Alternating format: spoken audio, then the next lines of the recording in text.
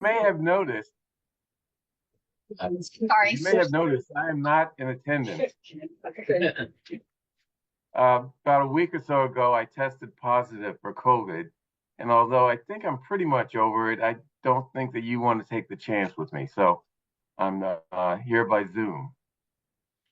So let's get started. I don't believe we have any minutes. At least I didn't find any. So we'll go past that. And we're going to start our meetings with individual department heads to discuss their budget needs and challenges, specifically around the list of questions that are in the agenda, which I've broken down into three types: operational responsibilities. What is it that they are expected to do by the residents and the select board, and their ability to do that? Budget issues with respect to controlling costs, increasing revenue, and thinking of ways to consolidate operations. And then outside perspective, lessons and ideas from other communities and from the public. So let's start off, unless someone else has anything to add, why don't we start off with the Planning and Community Development Department?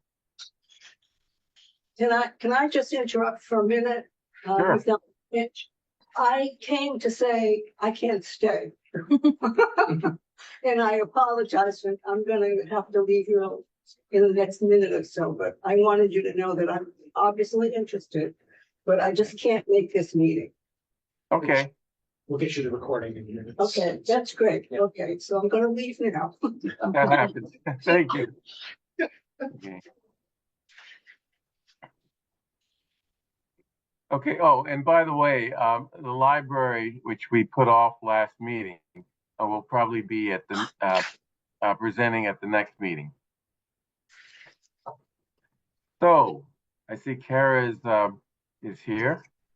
Would you like to start off this show? Sure, I'd be glad to. Thank you.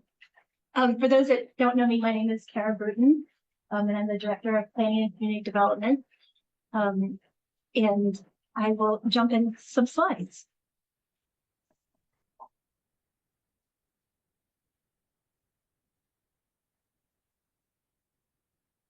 While we get the slides up, I just want to actually introduce Anissa Benjamin. Anissa is joining our office for the summer. She's a part of the state internship project, but folks interested in becoming more involved in municipal finance. So we're very happy to have her. Thank you for coming and being a part of this.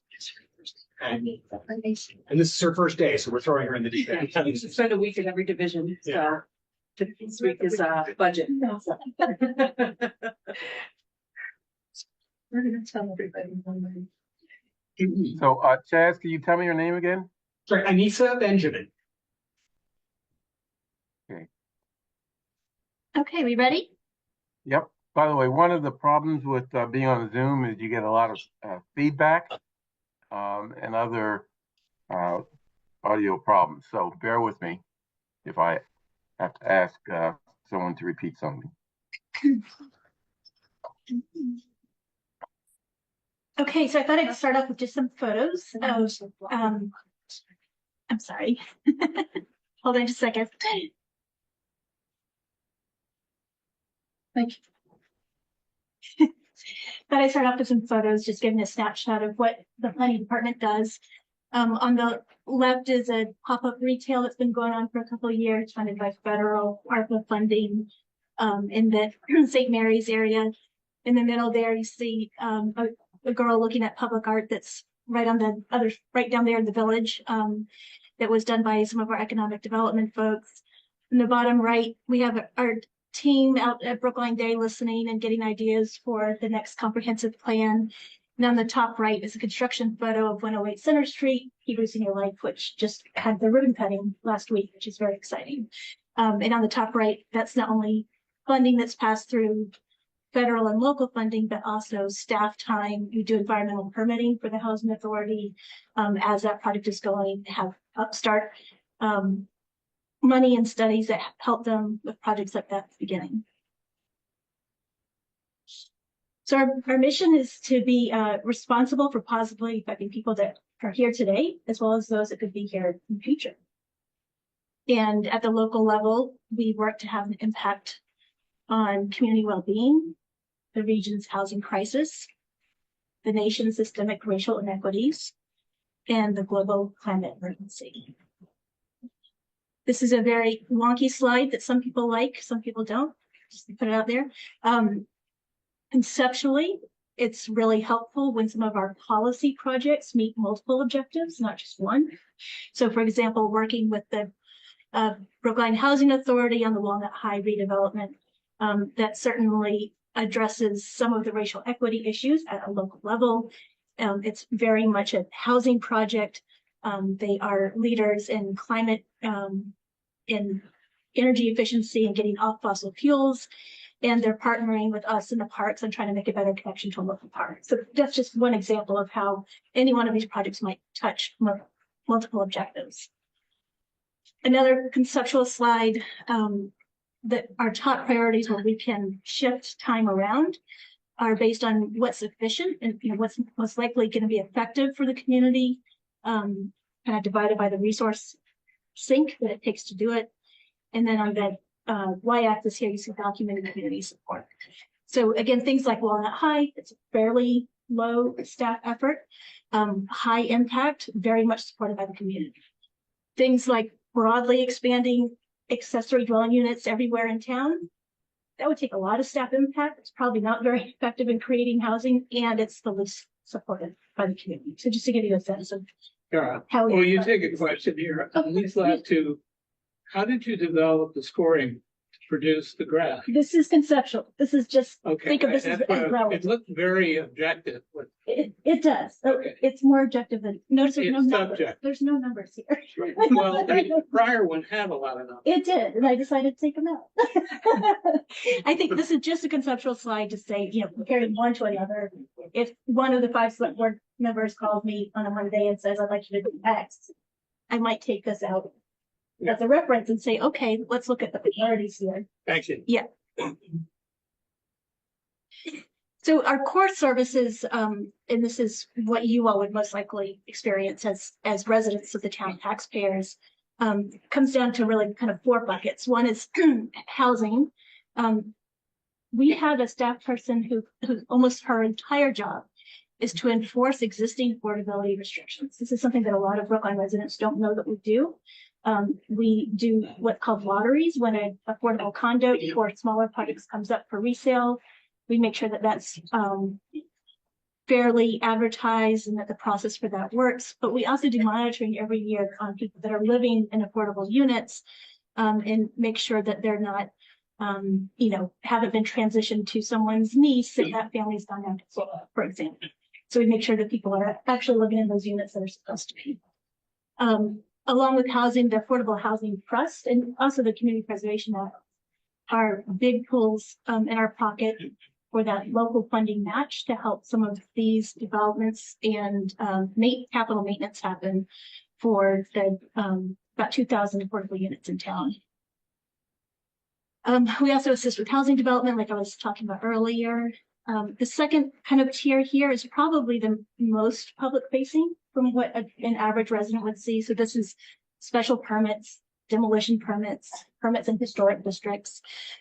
So all of that paperwork, that administration, permitting with our planning board, preservation commission, and zoning board of appeals, that work is mostly directed by our local zoning bylaw and the general bylaws, as well as state development regulations. For example, 40Bs, which were largely out of needing to permit those now, but that has historically taken up a significant amount of time.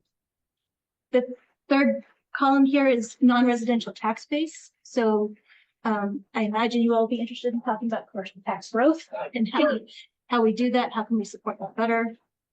Supporting the health of our commercial areas, as well as funding that comes in through federal funds, CDBG, or state and local funds like the Community Preservation Act. And then this last column is policy projects, and that's largely driven by select board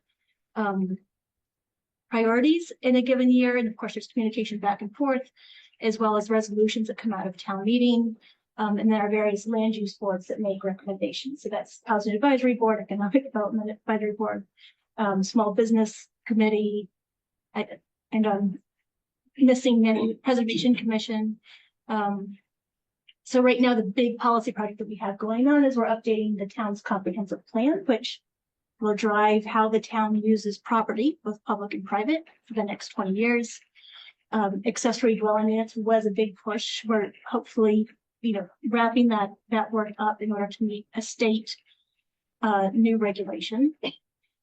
And then finally, preserving our existing housing stock. And this is something that comes up often in different venues and in slightly different ways, but this idea of trying to preserve the relatively more affordable units that we do have, rather than smaller homes, for example, being demolished and replaced by very, very large new construction homes.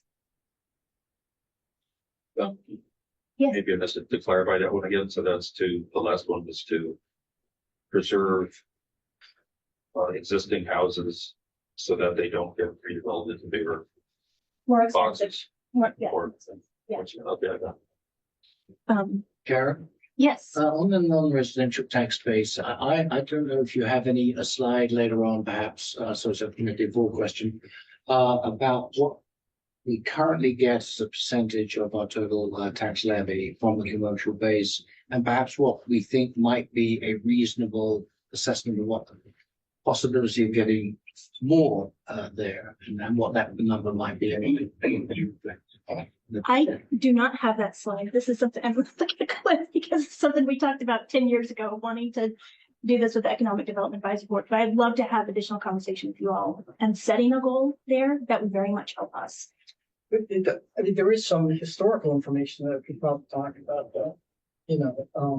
and probably useful to understand. I think what's more relevant is not so much the percentage to target, because you can look at other communities and take a look at that, but more what are the opportunities that are available to us going forward, and what are the headwinds that exist with respect to our ability to promote that development. And I think another question is, over what time frame is this likely to happen, and any expansion in that area?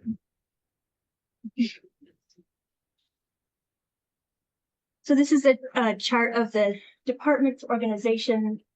Obviously, you can't read the words from here. You don't need to. The important thing is this text box is now covering up. There's no good place for it. Yeah. And that is that of the 19, we have 19 staff people plus a part-time preservation planner that is not benefited.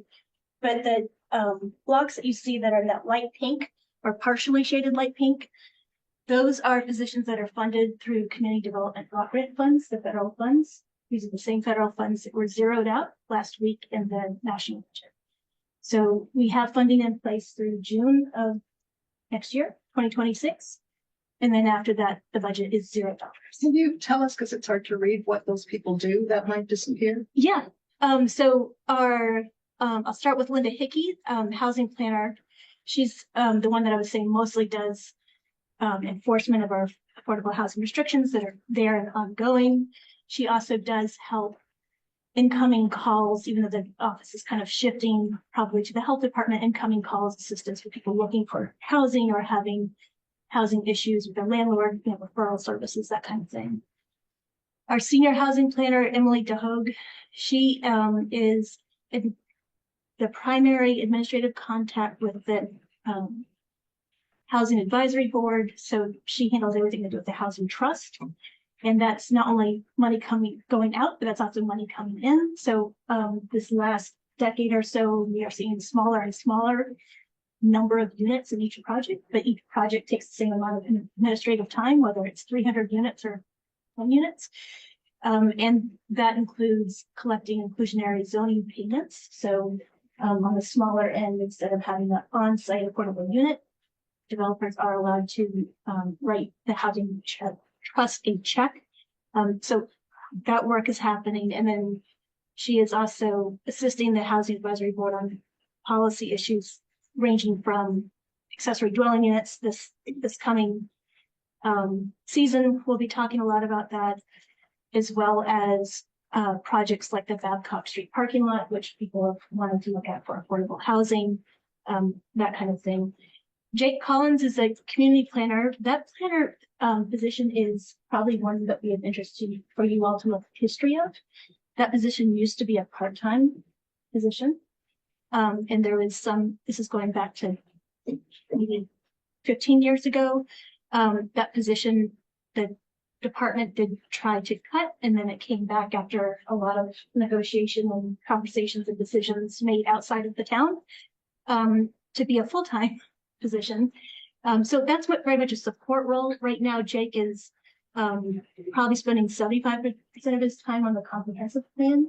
But when that work is complete, I can see that position shifting to help other parts of the department, especially if the CDBG grant is winding down. So that position originally was kind of twofold. One, to help with big projects like Gateway East or the comp plan, and secondly, to be kind of a backup to the community development administrator position, which is the fourth one down there. And that position is probably the most straightforward to administer the block grant funds, both enforcement, monitoring, and all the paperwork, the reports. And what's total dollars?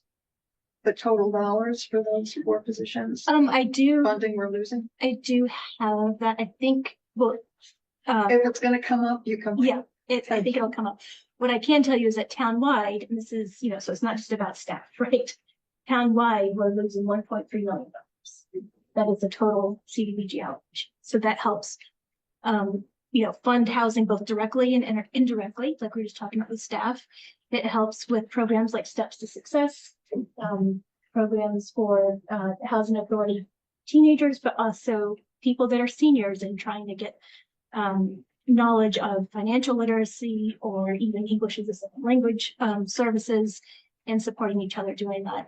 On the top left picture there, you'll see one of the interns working with Segal Reese, our health director, and learning what that job was like.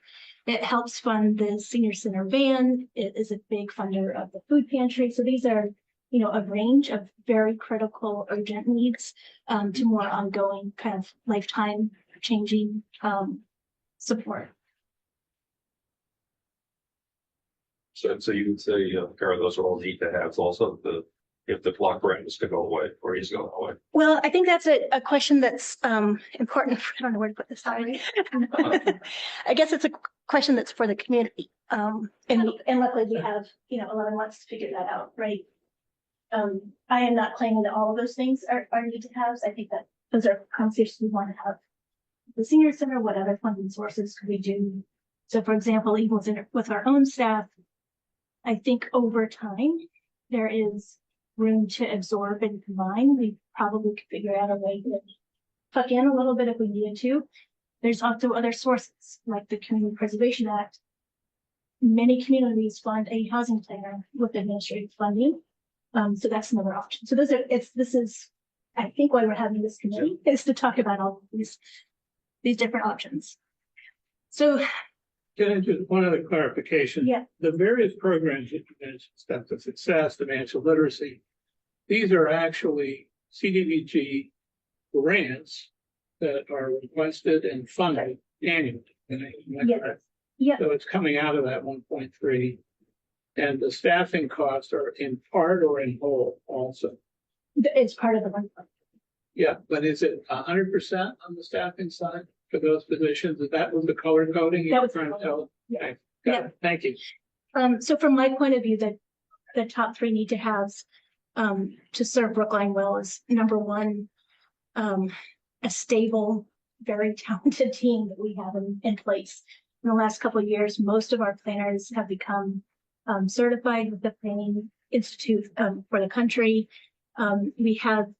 We are so lucky to have a handful of staff people who are deeply experienced or deeply knowledgeable. This comes from number 2, especially in things like affordable housing and preservation.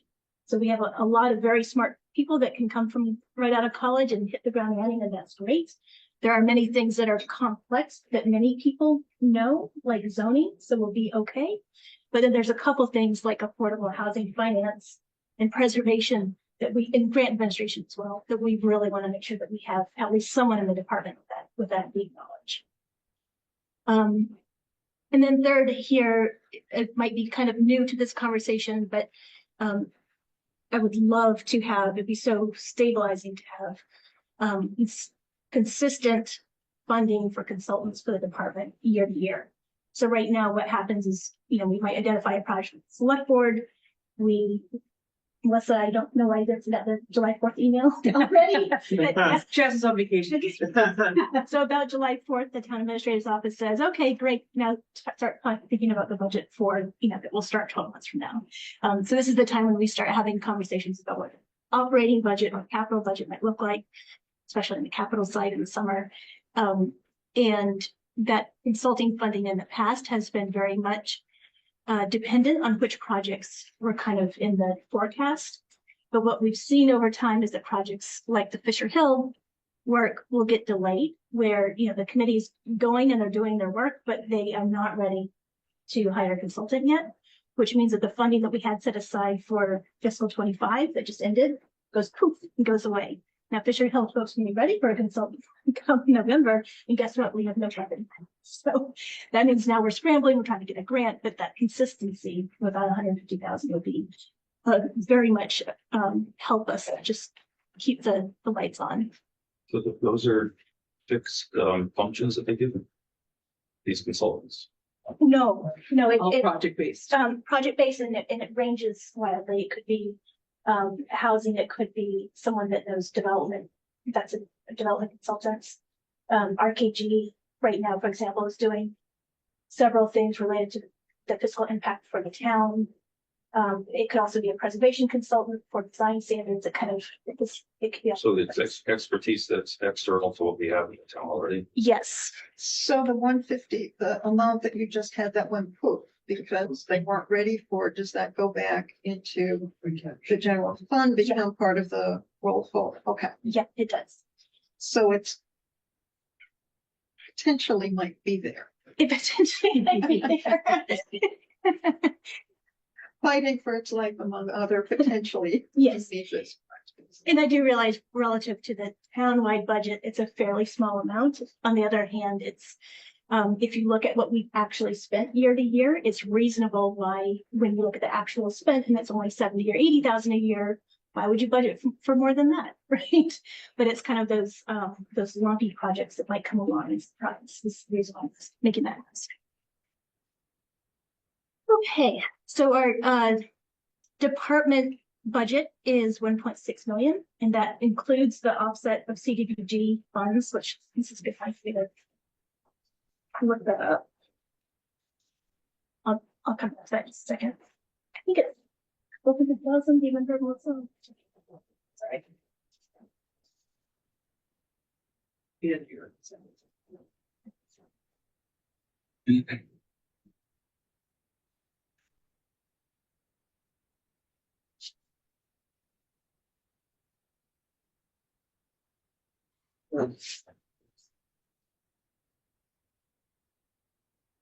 Okay, so the total offset for the department is 470,000, and all of that is CDBG. That also includes our CPA administrator position. So it's probably like 380, something like that, is coming from CDBG. So offsetting that net 1.6 million budget that we have right now, there are things like raising the commercial tax revenue. So of the projects that have been sponsored by economic development staff and the economic development board over the years, those are bringing in net new $8.2 million a year, just those portfolio projects. That's both property tax as well as room revenue, hotel room revenue. And we've had a run of hotels recently, and that's largely thanks to residents who have fought to have commercial development in their own neighborhood, and many of you in this room have helped with that. So thank you for making that happen. Ways that we can offset our department costs is by shortening our permitting timeline. So there are some projects that take up maybe 70% of our regulatory planners' time, and they are things like expanding a porch or putting an air conditioner in next to a home. Now, these may still the community may still want these to be a special permit, not an absolute checkbox. Of course, you'll get it. It's conditional, maybe, maybe not. But it might be that just the planning board can make those decisions as a special permit granting authority instead of spending 6 weeks with the planning board where all the architects and design folks are, and then another 6 weeks with the zoning board of appeals, who are mostly attorneys, and it's very much more judicial, like a courtroom. So that's one idea that we're working on. Something else that has happened in part thanks to complying to a state law is that it used to be that just to comply with our affordable housing inclusionary bylaw, even that triggered a special permit, which is silly. So that no longer does. That's just being done administratively. We're looking at combining resources, both in-house. We've done a lot of team building and projects being worked on across divisions, which set this up really well for where we are right now.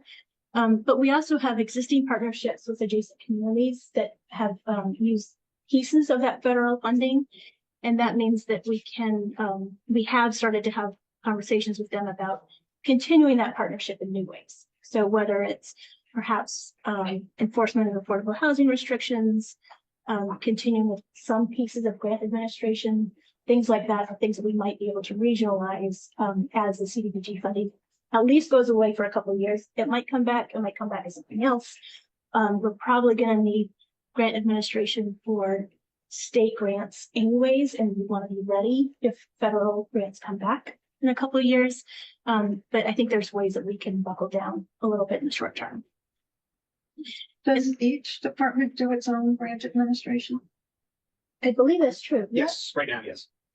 Is One of the that a things- place where it could get combined, or are there special skills that go with the special buckets of funding that they get? One of the things that we've been looking at more broadly is grant coordinator position in the select board office. There are, and it's important that it's not a grant administrator, it's a grant coordinator, right? There are specialized things that are going to require departmental expertise to do that work. But when it comes to having someone whose job is 100% of the time going out and being a resource, being a coordinator, getting them, making sure that people know these grants are available to you. I'm here to help you get through the process of applying for them, but I'm not going to run them for you. I'm not going to determine whether or not it's a good idea for you to apply for them. That is something we're thinking about in sort of the post-ARPA world. Right now, we have a budget analyst we have a line and a half that are funded by ARPA right now that we are transitioning off that, and we are thinking about that in the future. We'll probably hear from the chief about the need for grant administration on the public safety side, the public safety business office, how important that is there. So grants are very much on our mind, even in this sort of we're going to go through a lean period of grants. Not CDBG is our single largest source of federal money, and losing that is key flow to us. But there are other federal grants that are going to turn off, or that we're not going to be able to apply for because the government is going to put conditions on them, like you can't you can't claim to be a sanctuary jurisdiction, and we're not going to be able to do that. So anyhow, all that is to say, yes, there is a central role to play here, and it's something we want to talk about with this group after we go through the department. And just two small things on the permitting question.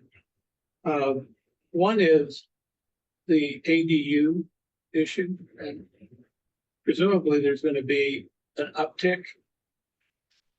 Does that have an impact on your department?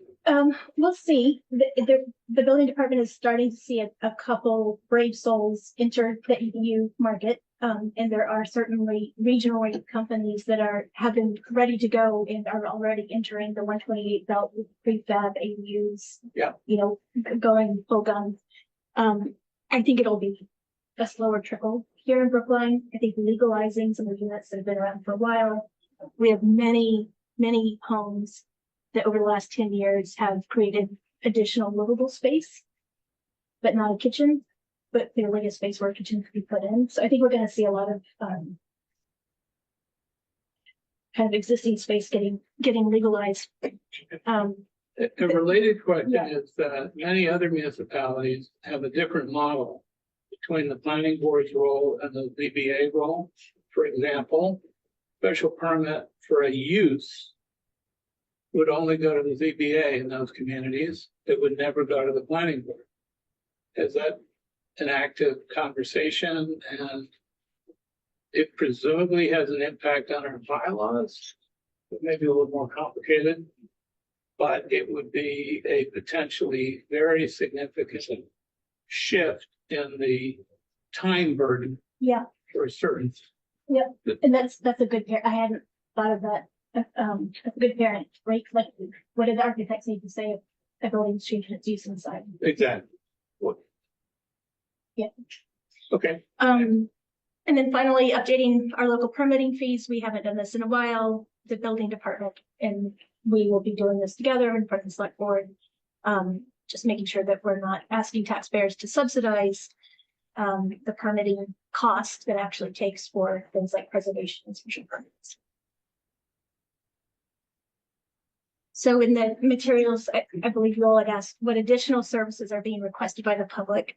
One is creating and preserving, depends on who's asking this question, but there seems to be a drumbeat growing of creating, preserving housing that's not even restricted at all. So it could be by anybody, but it's maybe perhaps old enough or small enough that it could be affordable to more people. So not kind of classic affordable housing, but more what sometimes is called naturally occurring affordable housing, which is very rare in Brookline, but that's what people are looking for. And then secondly, cultural public arts. Yes. Kara, you said it's very rare in Brookline. I guess I've always assumed that it's not very common, but fairly common in areas of Brookline, with older housing stock and older three-story buildings, like the one that fell down on Marion Street. So, I mean, you say that's rare. I guess my question is, what does that mean? The value of those homes still goes up. So they may be relatively more affordable than new construction, but they are, affordable. Once they go on the market, they are affordable to people that are making about 200% AMI. And they're often converted so that what wasn't luxury housing, certainly where I am, anything being built is luxury housing. There was a small 3-story condo on my corner that I guess a developer managed to get hold of all the units, gutted them, and the prices are all north of about. Okay, but I guess my concern is that we're sort of overlooking a number of houses, older houses. Maybe the owner lives on the top floor, or for other reasons, there's no real incentive to, sell and convert it to higher cost housing. I mean, it may not be a lot, but it's out there, and I don't think we can sort of ignore it or miss it. So that's just my thought. Okay, let's go on. I put it in here, Bernard, just so that we could talk about it. Okay, and it's an important thing to talk about. Yes, exactly. And then secondly, cultural or public arts plan, and that can include preservation, archives. Like there's a really dark photo, sorry, in the bottom left here of some of the archive materials that are now up at Fisher Hill, but there's also materials in the attic of Town Hall, in the attic of the Putterham Golf Course, and a lot of those materials are, onion paper typewritten. It's literally fading. The history is fading as we speak. And then there's very practical things like the statue in front of the library has kind of been on the list now as something that needs some attention, just for maintenance, to make sure that things like that are huge assets to the community are maintained well and protected over time. And then the bottom right pictures are things we've done more recently with federal ARPA funding. But those conversations are striking a lot of people as wanting to see more culturally relevant programming and artwork in the community that they live in. And that's all of the slides I have. Great, thank you. May Any I- additional questions? Could people I- raise their hands? Actually, yeah, that doesn't work. I can't see your Yeah, hand. I So, can, you want me to call on folks in the room, Bernard? yeah, why don't you do that, Chaz? So Sergio and then, yeah, sorry. So just real quick, if I understood you correctly, you said your budget at 1.6, we would add the 470,000 offsets. So in round numbers to 1, and that's supporting 19 FTEs. Am I reading this right? 19 and a half, yeah. So it's essentially 100,000. Just seems low. I'm not sure I understand. So where are the benefits in that calculation? They're not in there. No. There, Ah, no. okay. Thank you. What does that add, by the way? About 30%, is that right, Melissa? Yeah, we usually say 35% is the fringe factors, or So that portion of your budget is carried. That's above the line, yeah. Yeah. Thank you. Oh, sorry. My question, I'd like to see data at some point maybe about population. I mean, it's planning department, right? So population, the demographic, the housing density, where the limits are. In other words, it would be very important to know, I mean, you see the picture that you showed down at the bottom there. Brookline, for the most part, is built out already. There is no real open land. It's not a Dallas or Fort Worth that just keeps going. And therefore you can keep your housing costs low by adding more neighborhoods and adding more housing. We can't do that here. You pointed out about like the commercial health of the health of the, protecting the health of the commercial areas and the Babcock Street, or even the meeting that's going to happen about sanitary parking. The health of the commercial areas sort of depends on people visiting and coming, to the special things that Brookline has for other communities, but without really appropriate public transportation that's really usable, and with a population that can all use, other mobility devices, the less parking, the less draw. And so that hits our commercial tax base because our commercial areas can't do as well. So at some point, and as we continue to try to pack more people, in the way things are being planned, eventually you hit a tipping point where you might even need a school that you then run out of school space. And again, this is not more land. You don't have really another place for a school. So my question is, where is the planning part of when we might hit the limit to where Brookline can grow? There's nothing about it. So sort of like continuing as if we're just going to keep going. We're going to preserve housing. We're going to add more people. We're going to do ADUs. We're going to come up with a better planning. But if we end up with, a lot more housing, we might need a lot more fire people, the first responders, maybe more police, and more water infrastructure and sewer infrastructure. And it goes on and it goes on. So it would be great at some point to see some of that information about, are we planning as if there is no limit? I mean, from my understanding, 35, 40 years right now in Brookline, the planning just keeps going on as if there is no limit. I mean, we had, so at some point the streets get too crowded. At some point the lanes get too narrow. At some point, the parks, we have a number of people, we don't have extra green space, so the people per park square foot, gets harder. There's more to take care of, so DPW needs more. So I'm just wondering, is there an opportunity for us to have that kind of conversation at some point? Absolutely. And I have a slide deck ready to go. Oh, okay, great. But I would love to come back. Okay, that would be cool. And I'll also say that the comprehensive plan work that's happening right now is exactly that question. Because some people in town, some town meeting members want to say, I don't want an additional single house. Right. I can almost guarantee you that that's not, that we are going to continue to see change. And I've got all kinds of slides about like all the construction that happens, and we're not even creating that new housing. It's like, it's less than the margin of error of the census. So that's not a good thing, right? I don't think that it's true that we're planning for unlimited housing. We have conversations with other departments. We know, for example, that water and sewer are relatively okay, even if we were to decide to increase housing significantly, except for things like if we made our single family neighborhoods all fourplexes, that would be a concern for us. So there's certain point pieces that are We can have that conversation. yeah. Sergio, back to the budget piece, the CDBG offset does include the benefit side. So yes, it's 2 million, but are you following me? saying that right? The CDBG offset They cover their own back. covers it. Is that true of all grants? It depends on the grant. So, real quick question. The 2020 census, which was done during COVID, I've heard some folks suggest that because of when it was done, that it may not be as accurate as other censuses. Do you have a view on that issue?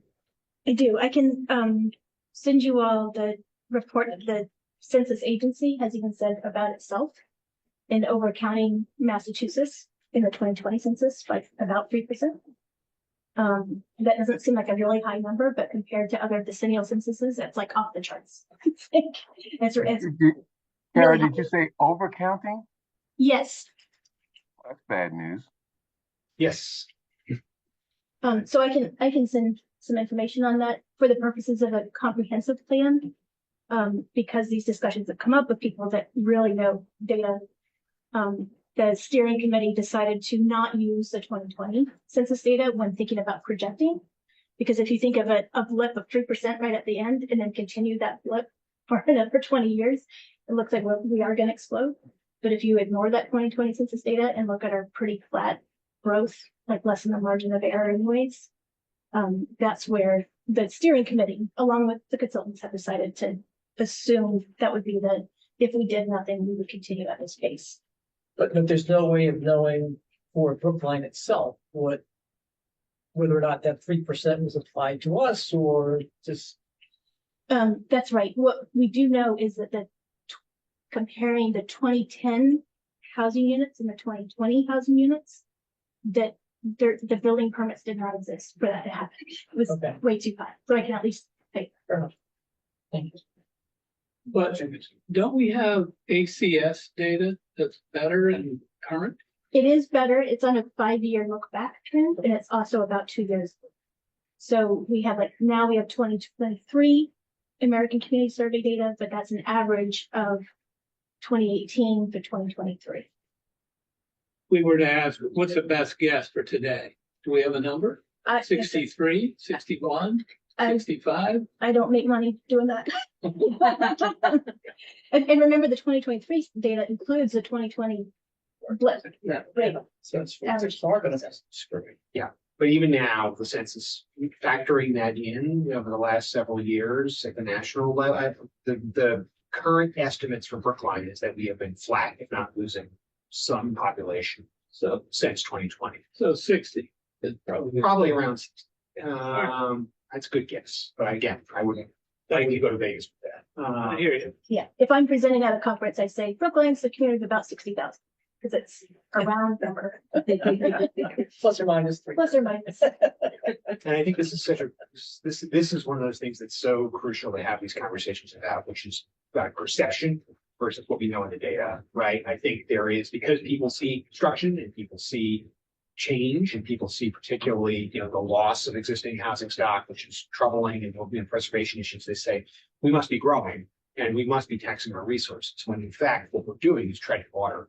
And that is those questions invite, questions about policy, right? Which is, if we are looking to diversify our tax base, if we were looking, one of the things that we do as a whole of government effort, because of what the select board has cast us with, is, a lot of the work that Tiffany is spearheading, which is about permitting, which is about making us more hospitable in business, making us a better place to work. And that sort of work is trying to achieve those aims. So when people have the perception, there's a lot of growth, there's things taxing the system. What we're seeing actually is there is room, but it's not growing. Enrollment at the schools is flat. What we're seeing from people moving into the new developments in places like Hancock Village is not school age families. It's young professionals or senior citizens. And so it's, we're taking that into account when we look at these long range goals with the comp plan, but it is really important as we talk about what we want the future to look like, to be cognizant of people's perceptions and how we can educate folks as to what the reality on the ground is. It's interesting because like, you look at Asphalt Avenue, single house, one thing, triple. Yeah. You look on John Street, on Green Street, restaurant went to high priced condos, Right. $2 to $3 million, but still more people. Right. So that I don't think, I mean, that's why I'd like to know at the data level, quantitatively, we're not taking single family homes and making them green space. So it only should be growing. We might not have as many children, so we might not be producing kids. But So we definitely, we're aging. yeah, But the number of people living here cannot be flat. that's right. And it Not has, if it's going up. yeah, absolutely. Like since 2020, since 2010, rather, we've grown significantly. Yes. It's just that from 2020 to now, the numbers are flat, if not potentially slightly declining. Well, this is a big fight that I have with Sam Mintz, who keeps saying Plymouth is bigger than you now. I say, no, it's not. Don't say that. This podcast. So do we still have that? You got a couple, I mean, We're Okay. over on time, but Oh, we're over on time. yeah. Okay. But if you have to, if you want to answer a question, I think. I will share these slides with you guys, the ones that might be of interest. and as with every department, right, we're going to talk about the school questions, the school follow-up at the end. Any follow-up questions that you have for any department, we're happy to fill. Okay, by the way, we've run 40 minutes with this presentation. So let's just be aware of our time. We have 4 presentations scheduled for 30 minutes each. Well, except for, scheduled for 40 minutes each. Wow. So let's just be aware of that. Anything else? Thank you, Kara. Thank you. No, you can say, can say right here. Yeah. Oh, as long as you can see your slides. Okay, next we have the fire department. Is Chief Sullivan here? Yes, he's in the room. Hello, Great. Bernard. Hello, Chief. Sorry, I can't see you very well on this little screen that they put you on. I'm half the man I used to be. Okay. Well, thank you all for having us, Chief John Sullivan, Fire Department and Emergency Management. And I appreciate the opportunity to be able to be before you today and present the Fire Department and Emergency Management needs, if you will. And so just to unlock your iPad. all right, thank you very much. See? I don't have need to do that, but thank you. So Tiffany, if you could advance one, then appreciate it. So the overarching issue in the fire department is our structural deficit and our overtime account. That has been an ongoing issue for many years now. This year is no exception, and we don't expect that next year will be any that much better. So the overtime deficit for this year is coming in at approximately $750,000 to $800,000 for a reserve fund transfer that'll go before the advisory committee tomorrow night. You can see from the numbers here that in FY24 it was $934,000. Approximately FY23 $816,000, and FY22 almost $1.5 million. Sorry. That was despite the fact we did realize some savings this year from last year, down from $934,000 to $750,000.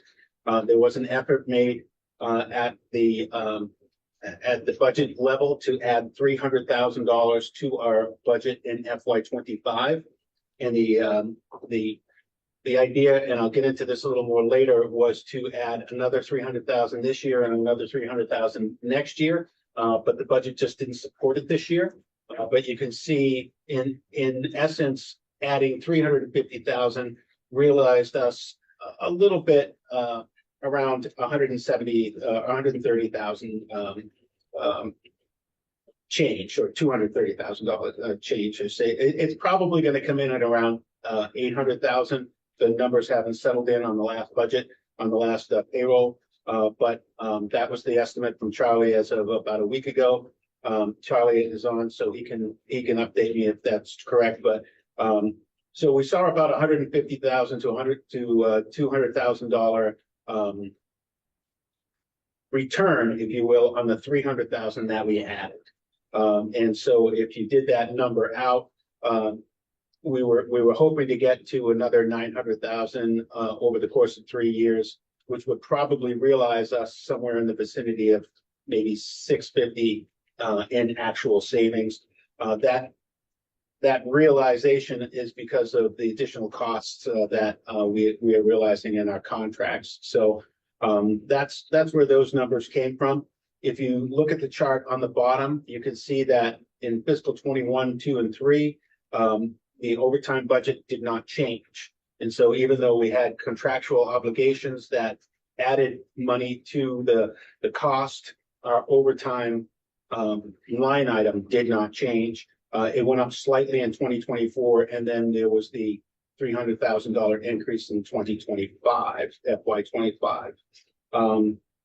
And you can see that just want to highlight, I know it's small there on the screen, but the salary savings from FY22 to 25 is also something that has been decreasing. And the reason it has been decreasing is that we have made a concerted effort to fill vacancies. As we fill those vacancies, the strategy is that, as the vacancies are reduced, even though you're not realizing salary savings, you should be realizing more people at work, therefore cutting down your overtime. And so that was part of the strategy that I'll talk about later. If you could move to the next piece. So maybe just a clarification then, is the overtime because of insufficient resources? I'm actually going to tell you what it is right now. The sources of the overtime. I'm one behind, one ahead. No problem. So the major influences you can see in the red down at the bottom of the chart are injured on duty and sick leave that are driving the costs of overtime up. Those are the major influences. There are other factors that I will get to in just a few minutes, but you can see that injured on duty has increased our over the course of the last 5 years, or from 2018 to 2025, 172%. There are a number of different factors involved there in why that is true. One of which is that we've had longer injured on duty cases. They've gone longer. We haven't been able to move them out through the system.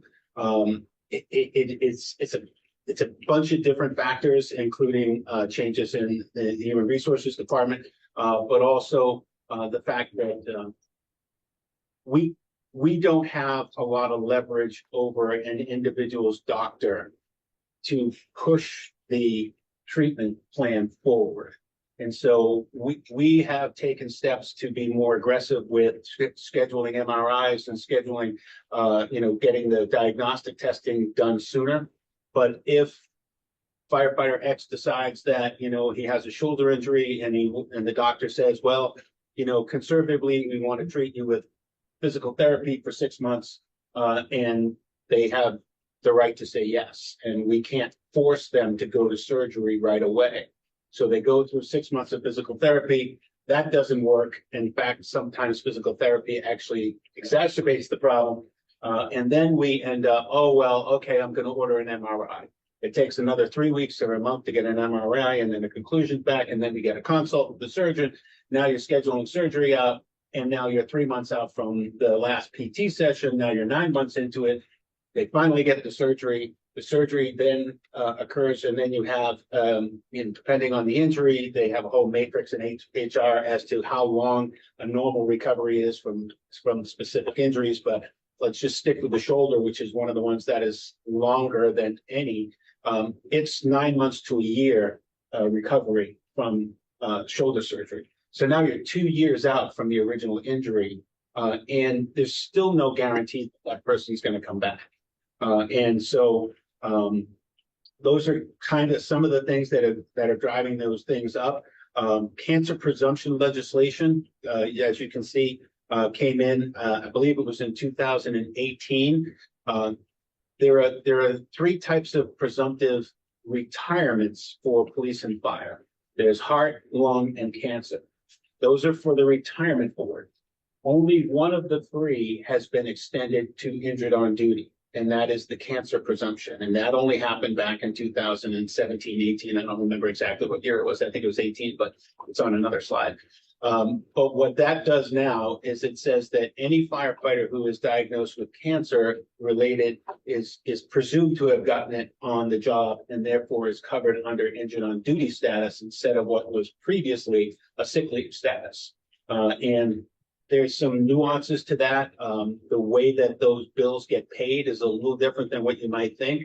Our IOD cases, we pay those, our straight up IOD cases, we pay those out of a trust or. Just the medical though. The salary still stay in your budget? Right, the salary stays in my budget, but the medical gets paid out of the trust. For cancer presumption, the way that the legislation was written in concert with the professional firefighters of Massachusetts, and because of the way that they generally come about, is that you go see your own doctor, you have a problem, your doctor finally gets to diagnose that you've got this cancer. And so in order to maintain the continuity of the treatment and to make it less complicated for those that are in that position, unfortunately, they stay on their own medical insurance. So the medical insurance, they haven't caught up yet. But originally, with all the conversations with, especially the ones that are GIC related, the insurance company said, no, we'll keep them on our insurance. We won't subrogate back to the towns for that cost.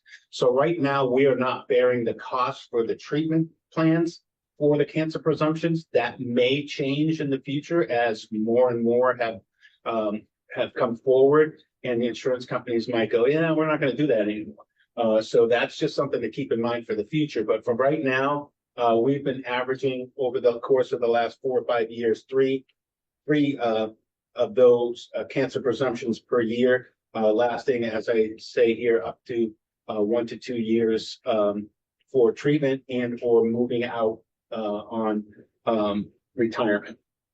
We unfortunately just this last year had a firefighter who 2 years ago, almost 3 years ago now, was diagnosed with a cancer, a pretty aggressive cancer, and he finally ended up retiring and didn't get his first retirement check before he passed away.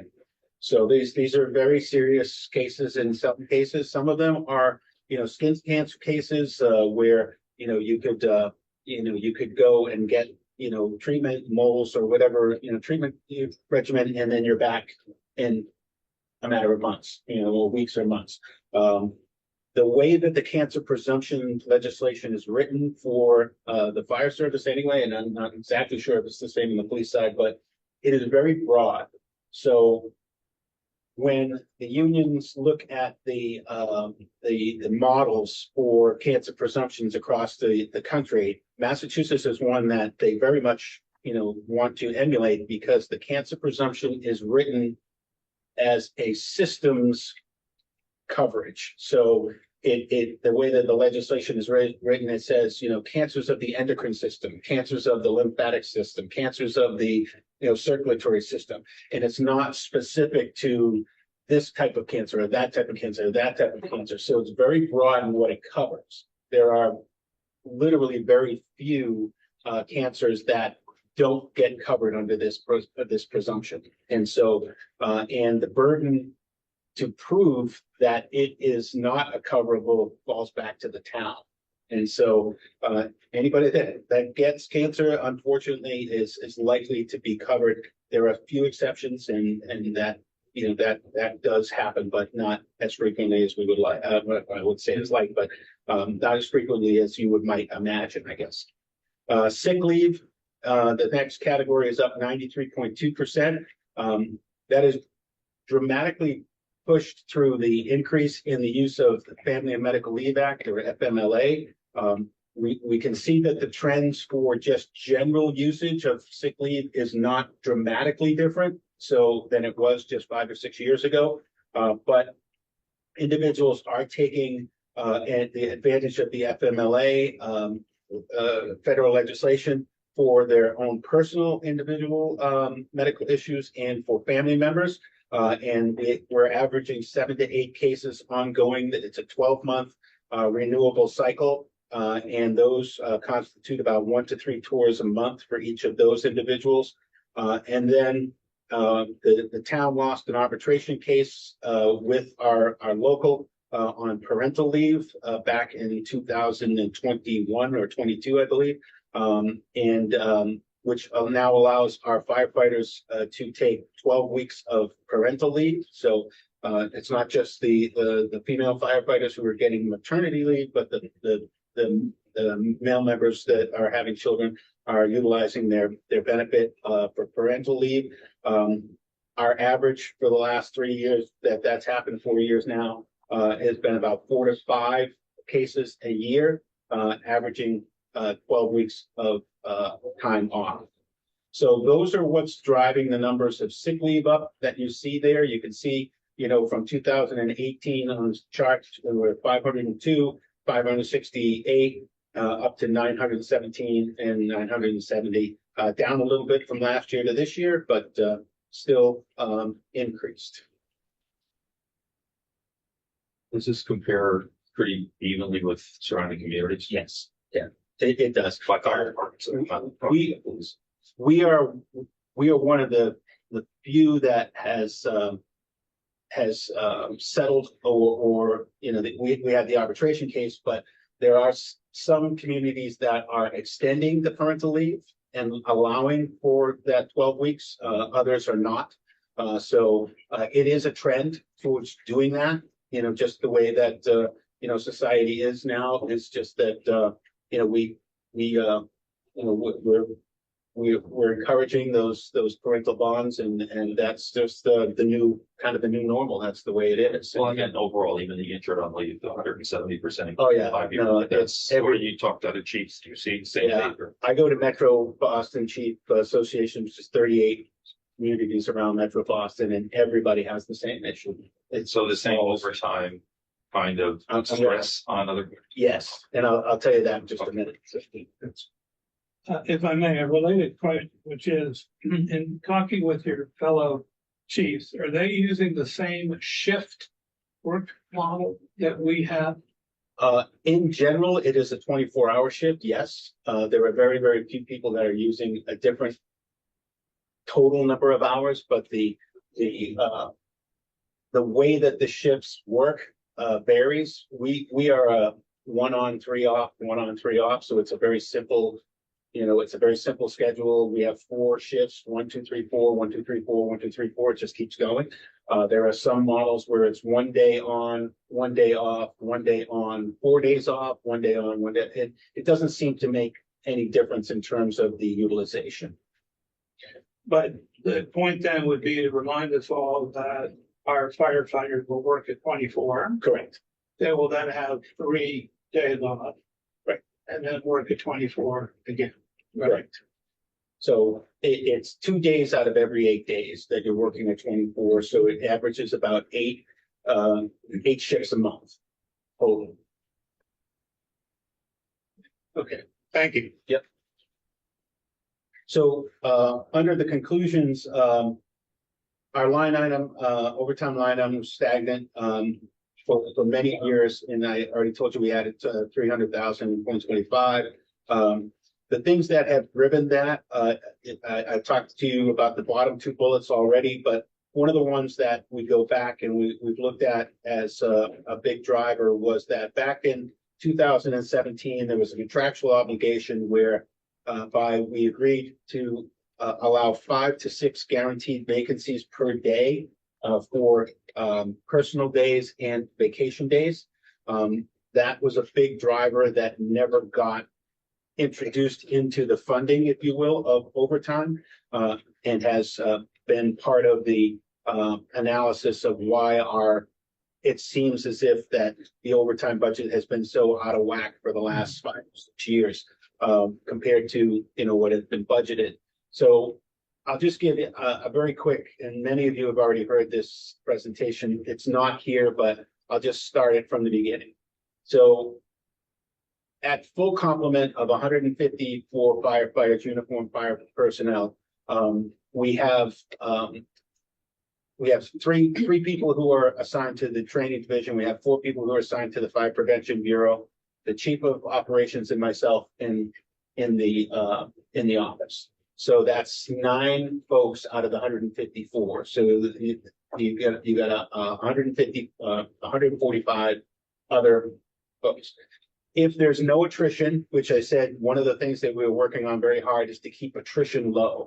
And so it used to be that we get down 8 or 10 firefighters and then we run a class, because it didn't make sense to spend all the money and all the time in our training division just to train 2 or 3 people. You had to kind of wait until you got a big enough pool of people to do that. So that was very costly, because every one of those vacancies means, in a lot of cases, overtime on the line.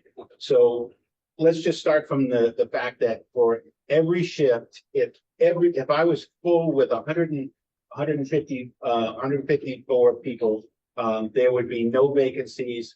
There would be 36 people assigned every day to each of the 4 shifts. That's the starting number, 36. If you now look at the contractual vacancies for vacations and personal days, that number 36 goes down to either 31 or 30 to start the day. We're averaging in each group around 3 injured on duty cases per group. So that number goes down to 27. Our minimum staffing, which you've all seen in the papers lately, is 29. So just with vacations and injured on duty, we're already 2 below our minimum staffing requirement. So that means I'm hiring 2 people for overtime for 24 hours for that day. That doesn't include anybody who's on military leave, union leave, sick leave, FMLA, jury duty, bereavement leave, any of the other contractual leaves. Okay, so on any given day, we have been averaging over the course of this last year, Charlie, correct me if I'm wrong, almost 5 vacancies, 4 to 5 vacancies a day. Sometimes upwards on weekends. The trend is, and we've discussed this with the union, and it's one of the things that was in the new contract, was a weekend differential to dissuade folks from taking weekends off by giving them an incentive to come to work on the weekends with a differential. There are days when I have 10, 12, 14 people off duty, various things out of 36. So out of 36, 22 are showing up. I have to maintain a number at 29. So I'm sometimes hiring 7, 8, 9, 10, as much as 11 firefighters a day, generally speaking, on the weekends. That's a lot of money. It's just a lot of money. And it's, it's due to a lot of things, but it's not one particular thing. It's a lot of things. So those are the things that are driving the overtime. Metro Boston, you see the analysis there. When we look deep into it, generally speaking, we have surveyed the Metro Boston fire departments. It varies between about 20% down to we were averaging about 5% of our total budget salary line in overtime. The consensus is that 10% of your salary line is about where your overtime needs to be in order to be in and around the ballpark of meeting what your actual costs will be. So if you look at what we did in FY25, the first bullet under the analysis, overtime line item was $1,092,000, which represented, our salary line was about 17 million. So it should have been around 1.7 million. So we're about 600 plus short. If you look at what we're asking for, 750, it's a heck of a lot closer to where we should have been if we had the 10%. FY26, you would need around plus or minus 1.8 million. But that does not include any of the additional costs for the new contract. I haven't got those numbers from Charlie yet. So we're anticipating another reserve fund transfer of at least 1 million necessary if we're going to stay at the minimum staffing and do what we've always done, at least for FY26, before this group gets an opportunity to do anything about the structural deficit. Next. So the things that we have done over the course of the last several years, reducing the vacancies, more aggressive hiring, as I said, we're sending our recruits now to the Mass Fire Academy, so I can send them there 1 and 2 at a time so that that vacancy factor stays low. Right now, we have 2 recruits starting in the next week, or 2 weeks, I guess they're starting, the 24th of July. And then there's another one starting in August, and then we have 2 more in the pipeline to start in probably October, and we'll be back up to 154. So we're hiring them and putting them through the process of the backgrounds and the investigations as soon as we get them the vacancies.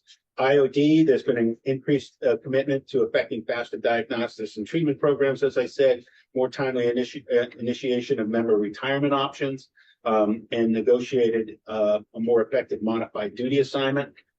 That's something that has been somewhat effective. It again depends on getting the doctor to say that a person is eligible for modified duty. It is a very arduous and difficult thing to do. It's exasperating when you get no work capacity, no work capacity, no work capacity. Oh, tomorrow they can come back full duty. Well, what happened to the modified duty between no work capacity and full duty? It just is what it is. I can't force the doctors to write down what we know is true.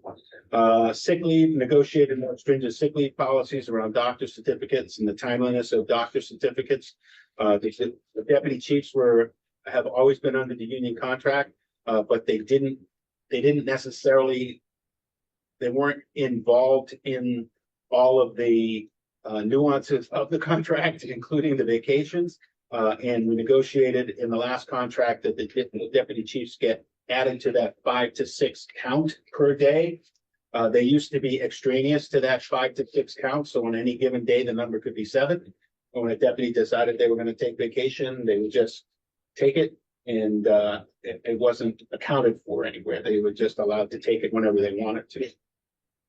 And then I just threw in here, we initiated the discussions with the union and the public about the minimum so-called flexible staffing initiative.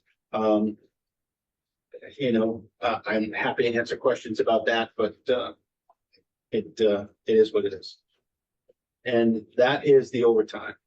Any more questions on the overtime? Go ahead. I guess I don't know. I guess my comment is, if I look at that, if I look at what you said, basically we're going to run $1 million short. Correct. So no normal business would survive. Right. I mean, we're basically running a money losing operation. Nothing against fire department. No, Scott, for it. I'm just fire departments are always in the red. Always, literally. Okay. They don't generate any money.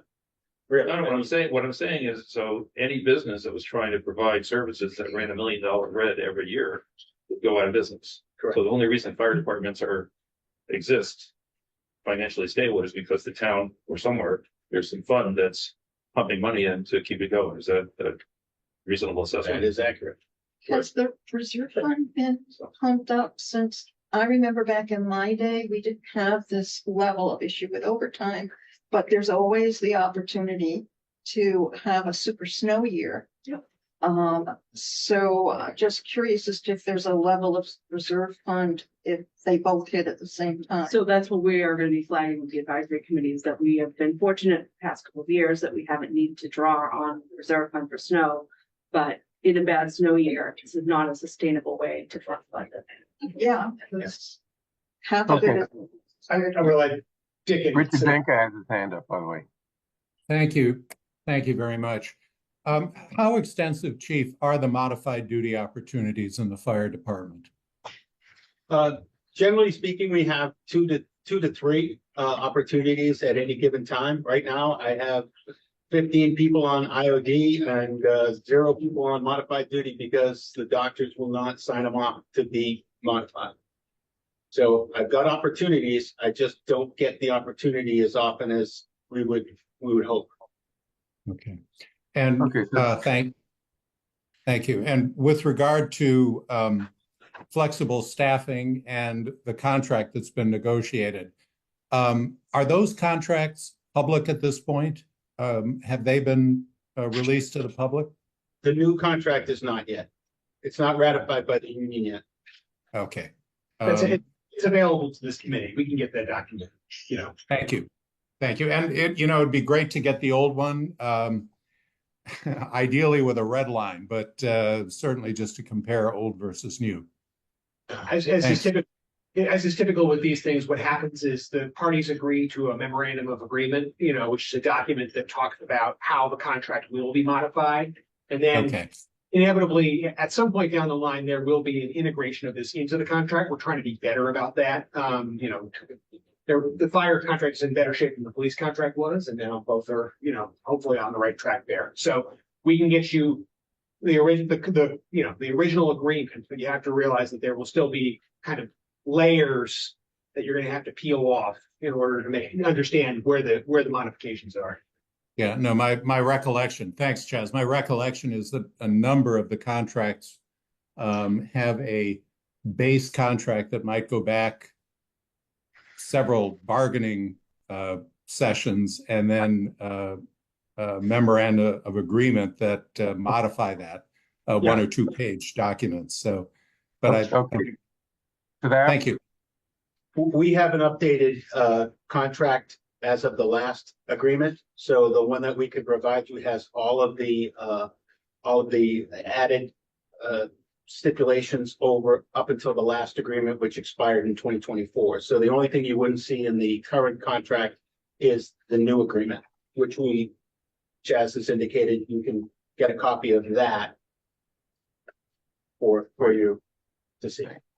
May I ask one more question? One quick question to that, Okay. Amanda. I'm curious about overtime versus having sort of a group of floaters to fill gaps. If you've got and if this is a persistent, if the overtime issue is a persistent issue from shift to shift to shift, does it make sense to have just a small cadre of floating firefighters who would be salary plus 35% benefits versus 150% overtime pay? Charlie could probably speak to that. Yeah, Charlie's got a good analysis of that. Sure. Happy to answer that question, Dick. And so there's actually several facets to your question. So on the surface level, it doesn't help us to add firefighters to the budget to resolve overtime for two main reasons. Now, let's set aside the floater question for now, but if you add a firefighter, because they only work about 2 shifts every 8 days, and they can't work 2 shifts in a row, it's unlikely that when you add one firefighter, they can cover more than one overtime shift a week. If they can only cover one a week, they're only saving us $58,000 a year. In the memo that we put out in March, there's a lot of supporting data for this that you can look at if you'd like to. If they can cover 2 a year, they would save $116,000 a year. These are round numbers, but they're explained more in the March memo that I put out for the advisory committee. It's actually not just salary plus benefits. It's base salary plus new uniform, turnout gear, annual uniform maintenance. They get an Asher stipend. They get education stipends, holiday, EMT, night differential, for a total of about $120,000 to $130,000 a year per firefighter. So they need to be able to cover more than 2 shifts a week, which is the maximum they work on average now. So even if you had a group of floaters and they're working their 2 shifts a week, they're not going to make up for lost costs. Now, if you had a group that worked, theoretically only covered overtime shifts, yeah, you probably could see a greater savings than you would costs. It wouldn't be significant, it'd be marginal, as we're showing. Even if they could cover 3 shifts a week, they'd save $150,000 a year. and they would only, and they'd cost between 120 to 130. And that goes up every year as they move up through the steps, and all of their stipends, or many of their stipends, are based on their pay. So that goes up as they go up in steps as well. Now, the chief has answered this question about floaters before, and has described that nobody really operates that way except for very large departments like, say, City of New York, because they have sufficient resources to be able to staff those and move people around. The other thing the chief hasn't mentioned is that essentially all of the firefighters are floaters. Now, they aren't assigned to the same engine or station every day.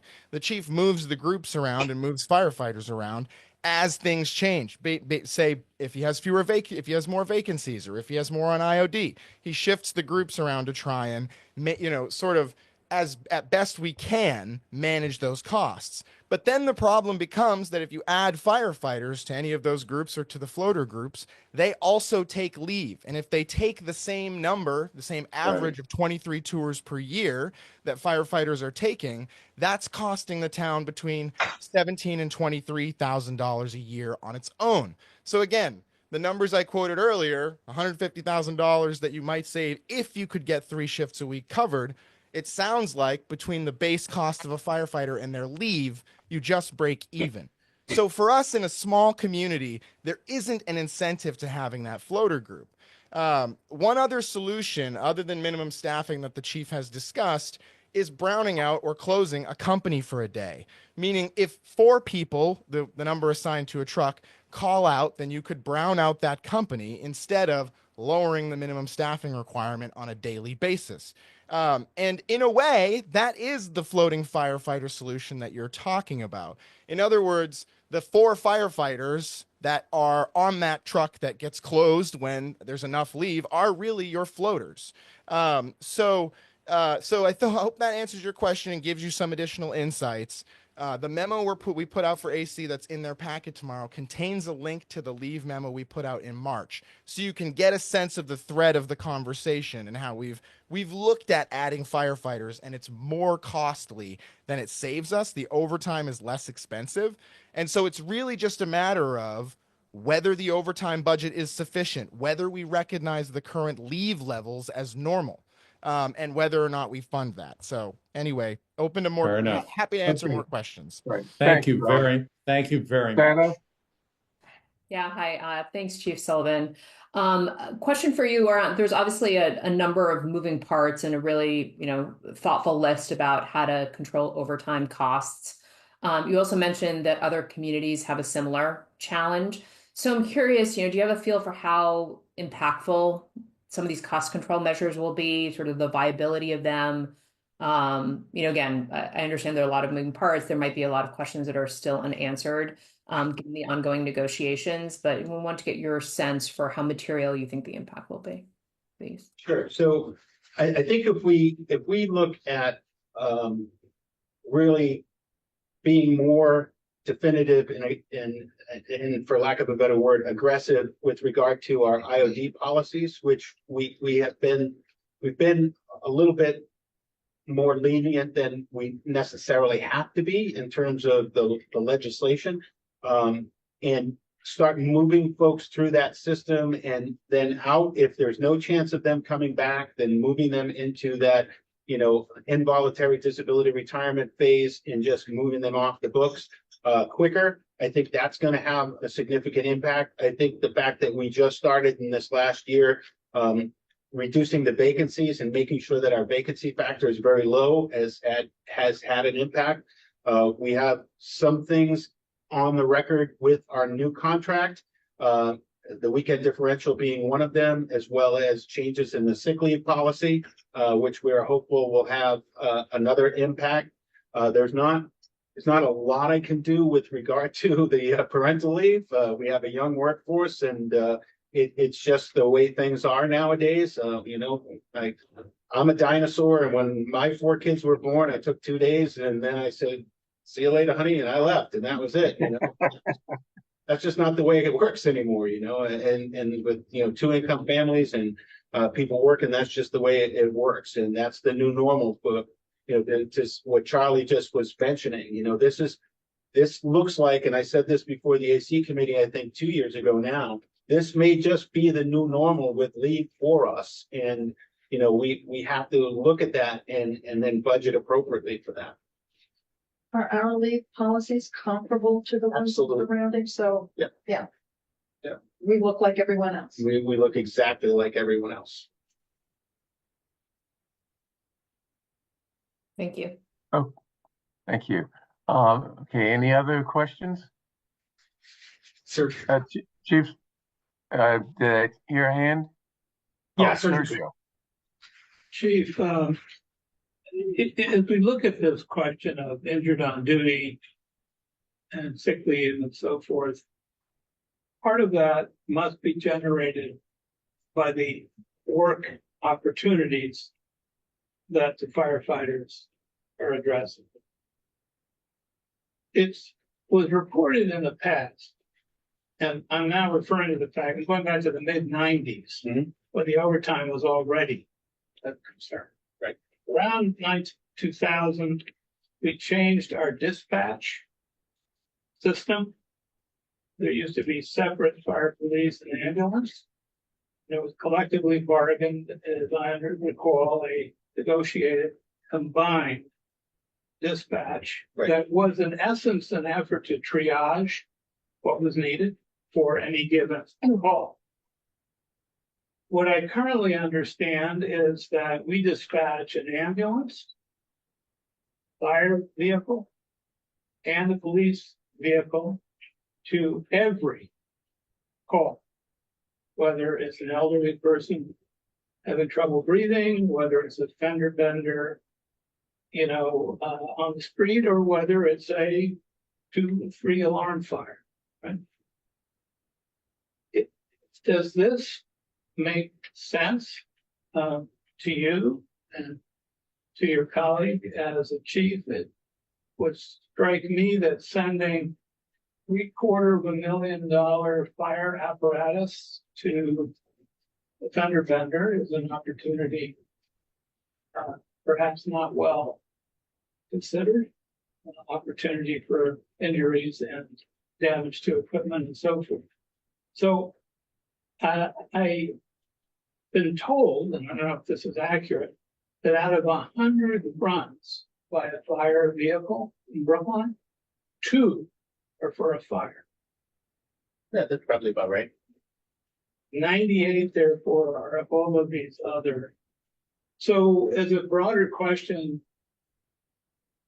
in your opinion, professional judgment, is this something that as a community we should be thinking about or examining for some opportunities to both save dollars, but more importantly, the wear and the tear on the personnel and the equipment? Sure. And this question comes up every time this debate is had. And I will say that we are constantly looking at our operational models as to what makes the most sense. This is the industry standard. What we do with what you're really talking about is EMS calls. So emergency medical services calls make up the majority of the calls that any fire department across the country goes to, no matter whether they provide the ambulance service or not. So somewhere between 65 and 70% of the calls that we go to are emergency medical calls.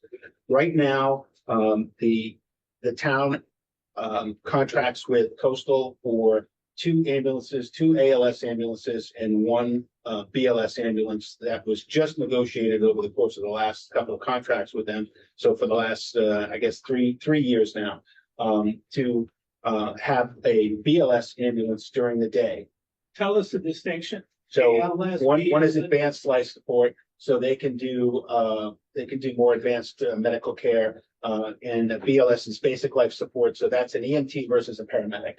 So what that model was intended to do is to free up the advanced life support folks to not have to do the pickup, Mrs. Smith off the floor, or somebody who has a minor injury and transport them to the hospital and tie up that ambulance where, now we have an ALS, an advanced life support ambulance still in the town to take care of the more dire need of the medicals. And I take it you feel this was a positive step. Oh, it And absolutely, it's working. absolutely it was. There's no doubt. Maybe there's more there to come. But I can tell you, on any given day in the town of Brookline, even though we have very close proximity, obviously, to our hospitals, right? So our turnaround time here for our ambulances is nothing. It's 0. Once they leave the door off of Francis Street at the Brigham, they're back in service. Unlike if you lived in central Massachusetts, if you're in the city of Worcester, turnaround time back to Rutland is 35 minutes before they're back in town. So even though our turnaround time is very, very short, if not nothing, we have many days during the week where we are calling in mutual aid ambulances from Newton and Dedham and Boston to cover, because all of our ambulances are in service. They're working, they're doing calls. The standard model for first responders is that and under the NFPA rules that you heard a lot about with the minimum staffing, we have to supply as a community within 6 minutes, a first responder at your door to address your medical need. That is the industry standard. We do not have fire ambulances all over town like we have fire trucks. So the fire trucks are just in proximity to meet the standard for the fire, but you're also getting, in one way, yes, to address what you said. Yep, they're going out, they're using fuel, they're doing there's wear and tear, so to speak. But if you didn't use them, then you have the underutilization of the resource that you're already paying to be there and to respond, and you're not going to meet the minimum standard to get the resources to somebody with a serious problem. Could there be? I'm sorry. Go ahead, Chief.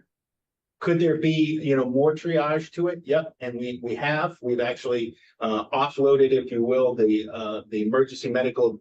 It's called EMD, emergency medical dispatch, to coastal ambulances, and they are now determining the resources that are needed as far as the ambulances go to be able to address those BLS and ALS needs. Our system of initiating a fire truck is the exact same as every community around us.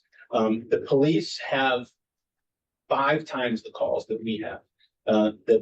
They oftentimes don't have a resource to be able to go. So even though there are some calls where there is a police resource to go, and they're out and moving around. So any police officer who's driving down near Hancock Village and a first responder call comes in, are trained in medical emergencies. They can, as they're just driving their route, they could be there in 30 seconds to initiate CPR and start life-saving initiative. Our fire truck is on Hammond Street. That's going to be at least 5 to 6 minutes away. The nearest ambulance is at Boylston Street, and well, not anymore. It's over here on Washington Street now that Station 4 is being done. So that's at least, and sometimes 8, 10, 12 minutes away. And so that's why that model is the way it is. As far as car accidents go, first there's the EMS issue, but then there's also the volatile fluids and liquids issues that the fire department is they're responsible for as well, and any extrication issues that there might be, which is often the case. So we're always looking at it. We're always looking at those models. Thank you. Okay, thank you, Chief.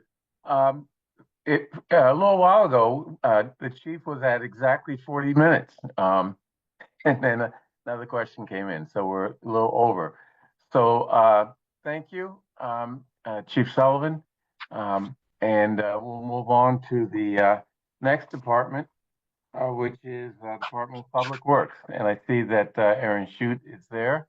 Last 3 slides you can look at, call me your name. Thank you, Chief. Yeah. We'll be up with the position. Yes. Would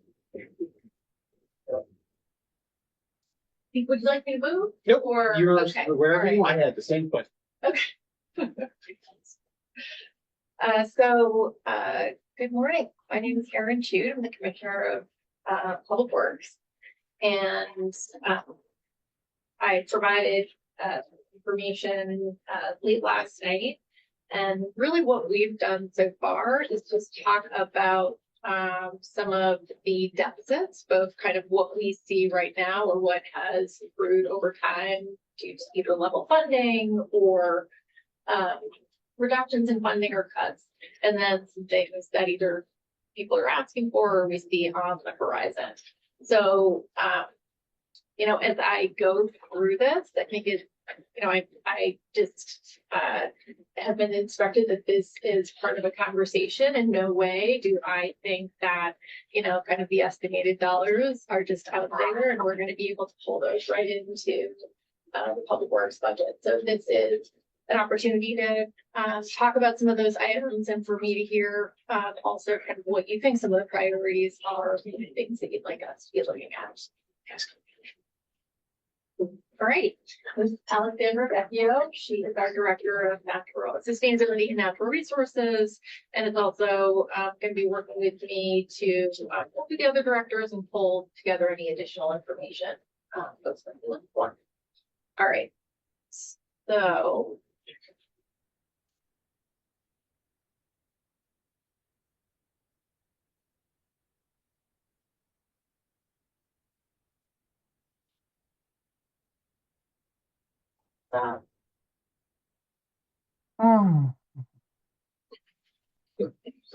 we excited about this? Sure. Yeah. It's a little harder with the sometimes. So I have to move folks that I can see now and again on my own screen. So okay. So we'll just jump right into it. Does that sound good to everybody? Okay. So the first category is kind of what are our need to haves? And I grouped this into 5 different categories. One is critical services and restoring budget cuts. And these are either current services that we're providing or services that we used to provide that we're now kind of trying to either work around by other ways to provide for the community. The second is newly required or expanded services. Sometimes those have been requested of us, you know, through regulation, but haven't come with the sort of requisite budget to support that. Managing the town's priority assets. So we have a life cycle analysis process that we employ in looking at town capital assets and coming up with a capital rehabilitation program to support those with our day-to-day maintenance program.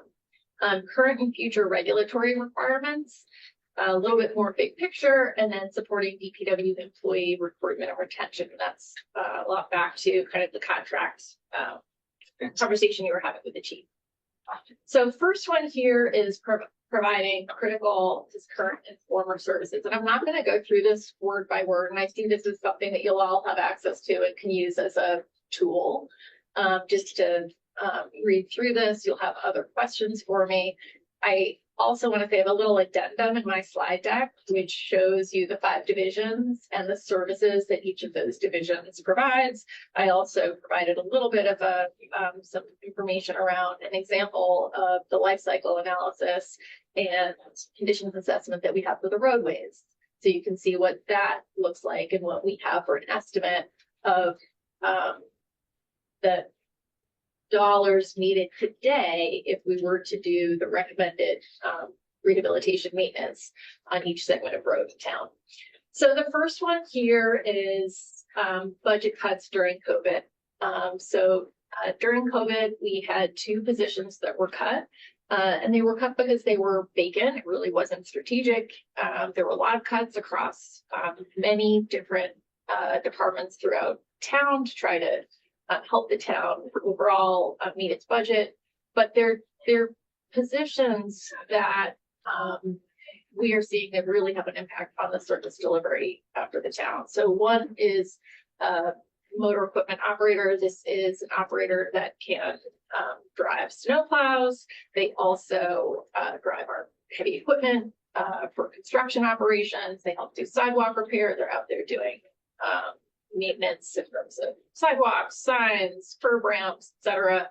So this is a position that we're, we continue to put in the budget each year to do restoration. The other was a horticulture supervisor position, and this is a mid-level supervisor position within the Parks and Open Space Division. They manage a crew. They go to and manage all the specialty areas for plantings. We have over $1 million worth of plants. This is, our shrubs, our ground cover.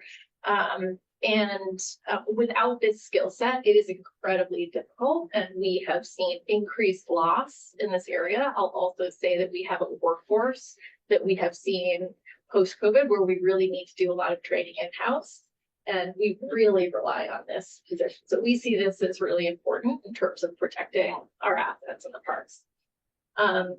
Senior transportation engineer. This is a position that has been funded through HCA. These were the mitigation funds through the dispensaries.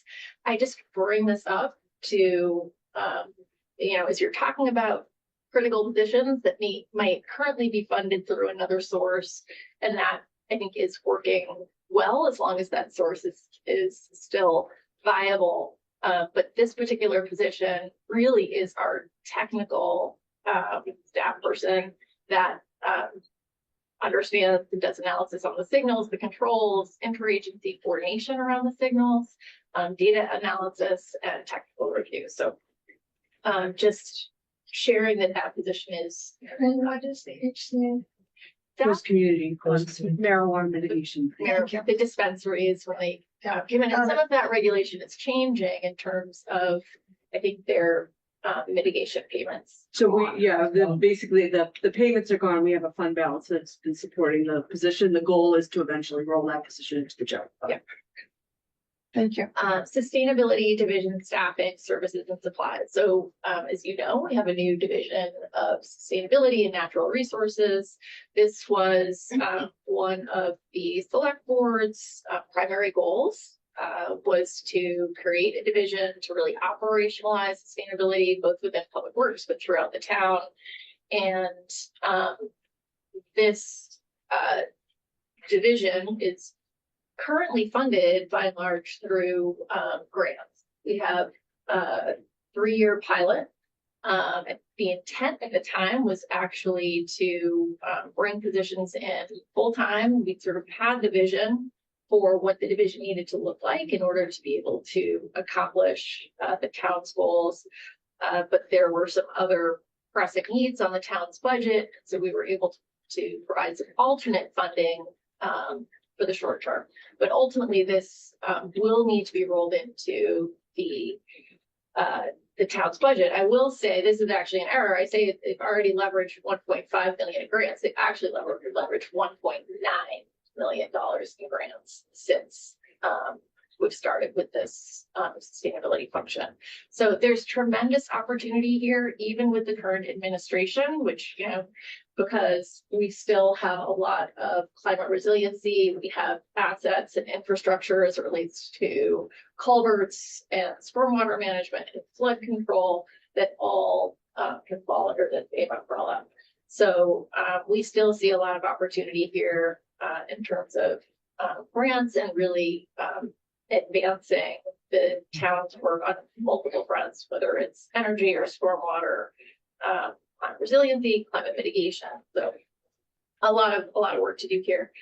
And then this other component is operating budget deficits. And these are struggles that we have across all the operating divisions right now. So for example, our forestry contract had a 37% increase in our 3-year contract from last year to this year, or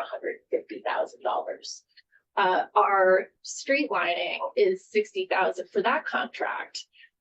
Needs an additional $60,000 to do all of our work. The street lining is our center lines, our crosswalks, the dotted lines, our stencils. And those need to be painted. We paint these twice a year, and it really is a must for public safety. Grounds maintenance. We have some contracts that complement our in-house services. All the schools have maintenance contracts. So those are put out to bid as visits, and then we have performance standards that the contractor must meet at each of those visits, and then it's overlaid with trash and trash removal and some other services that are provided by our in-house staff, and that has gone up between 19 and 80%. So that contract as well has increased. The town's fleet, so managing the town's fleet is underfunded by approximately $175,000. And with that, it's tires, it's maintenance supplies, maintenance services, motor vehicle, maintenance supplies for vehicle supplies. And we manage the entire town fleet, so all the police, all the police, which I'm joking. No, but we manage the entire town fleet except for the fire department. Fire department manages their own vehicles, and so the costs that come in, it's our job to assess these vehicles and get them back out on the road. And so a lot of these costs are beyond kind of just your regular, inspection stickers and oil changes, etc. It's like significant repairs that we're dealing with due to damage. So what that ends up doing is, because our budgets, except for parks and open space, are linked, it draws down on the other divisions. So it's drawing down on, our traffic control and our engineering division. And so we're working with that, but it's a challenge. So other areas that have either been level funded or just not kept up with changes are just GPS, our field devices, the parking meter vendor service fees. We're underfunded in that, and that's where we're having to take from consultant service dollars to actually pay the fee associated with our portion of the parking meters. So that's what the operational budget deficiencies are, and I can provide more detail and itemization for those. So fund newly required or expanded services. So this is looking at new things that we're asked to do or to do in different ways. So one is the tree preservation bylaw. This is the new bylaw where we are now responsible to administer a permit on tree removal on public property, private property, for any tree that's over 6 inches DBH, and DBH is diameter of breast height. So I just think in terms of scale, I thought it was interesting to sort of think about, if the town is currently managing about 65,000 trees, and that's with 12,000 street trees, and then we have, another 45 or so in the parks and open spaces, and then, a lot that are in our conservation land. So we're managing all of that, but 68% of the tree canopy is on private property. And so with this new bylaw, it is an incredible amount of work to administer. And this is everything from public education through the permit system. There's site plan review, arborists to actually go and field inspect the trees. So it's done by caliber, by tree health, by species. All of this requires an iterative process of back and forth, reviewing plans, going on site, making corrections. We've already found that there can be misinformation in terms of species, in terms of condition, in terms of planting, trying to plant in places where when you go and you look, that a tree cannot survive. And the intent is to try to reduce the mitigation fee. So when this was initially proposed, we were really clear that we did not have the staff to administer this. And I think that was generally understood, but there was a real thought that the fees would quickly pay for staffing to support this. We hope that's the case, but But in order to run this program, we need 2 FTEs. It was estimated that we would need 2 to 3. We absolutely need 2 to run this program. And that it would be great at some point in time. It was fully funded through fees, but that is not the case today. Can I just follow up on that particular point? Why not? What is not working here? You It's a can't, little you can't get the early. fees until you have to hire the people to go out and do the inspections. It's a little early, so it was just We're talking about a approved. timing The issue. Attorney General in March. So, I would say it's timing. It is also,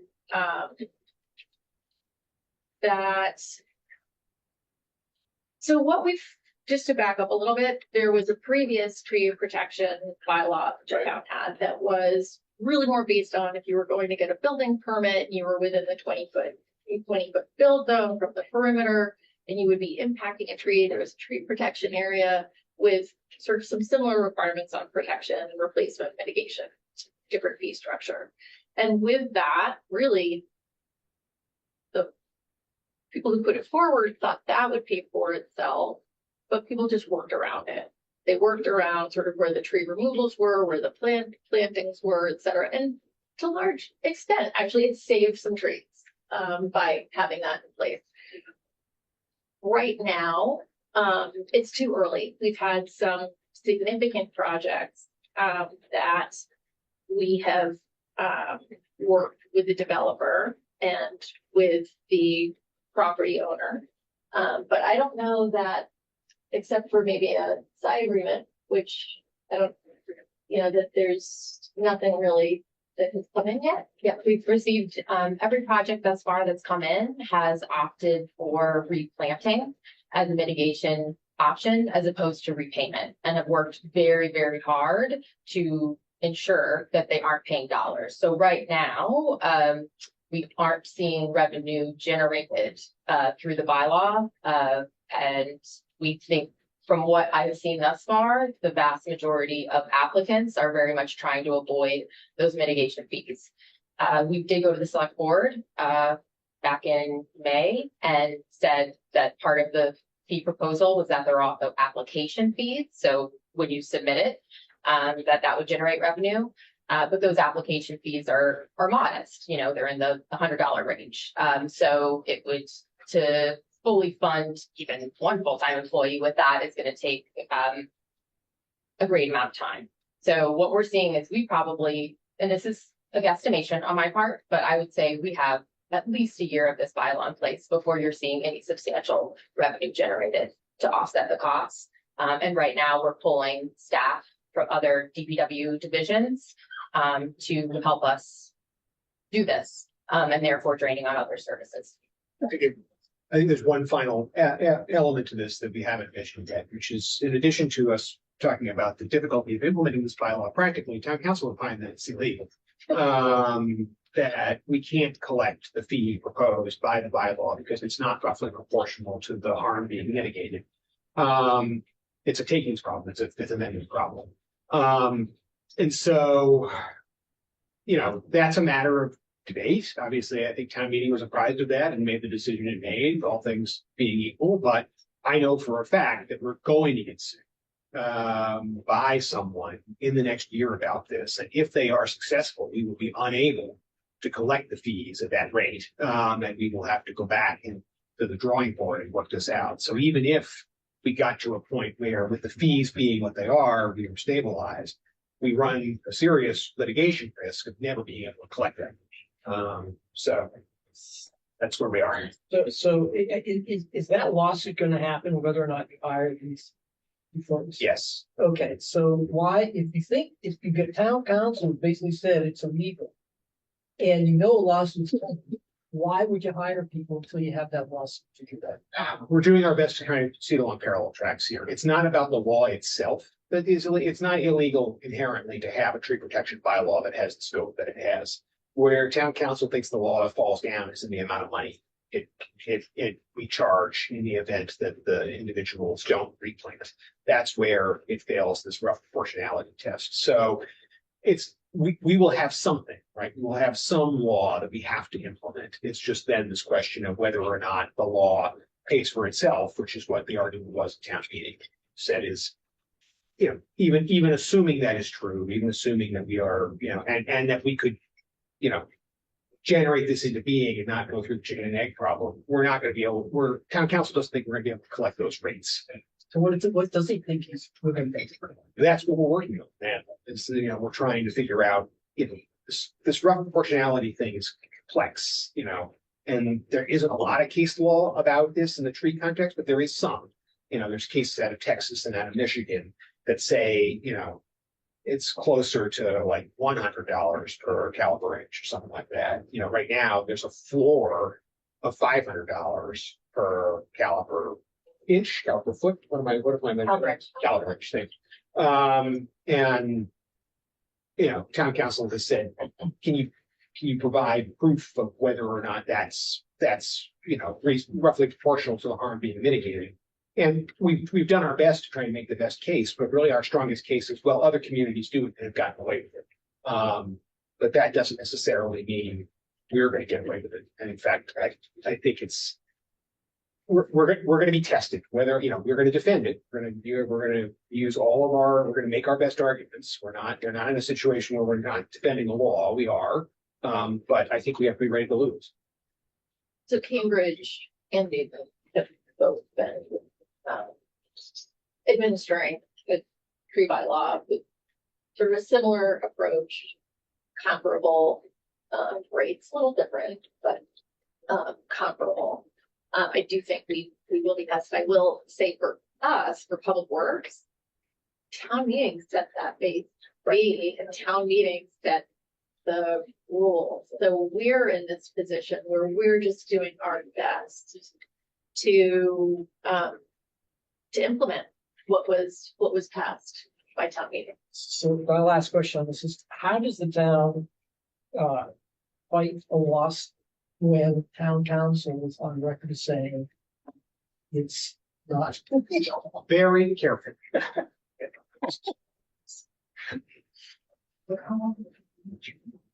All right. There will be, I think more to come around this, but I actually want to applaud Alexandra and her team and the rest of the team that really set up a process, pulled staff in from multiple divisions to be able to support implementing this, because it was important to town meeting. And it really did seem almost impossible, honestly, given the rest of the workload. So, thank you. Bike lanes, additions to the public right of way. So these are items, new bike lanes, curb extensions, the protective bollards, rapid flashing beacons. I know, Jeff, we have a lot of conversation going on around this in your neck of the woods. But all of this requires some funding for replacements, knockdowns, repair. Also snow removal, because with some of we also need a different approach around snow removal.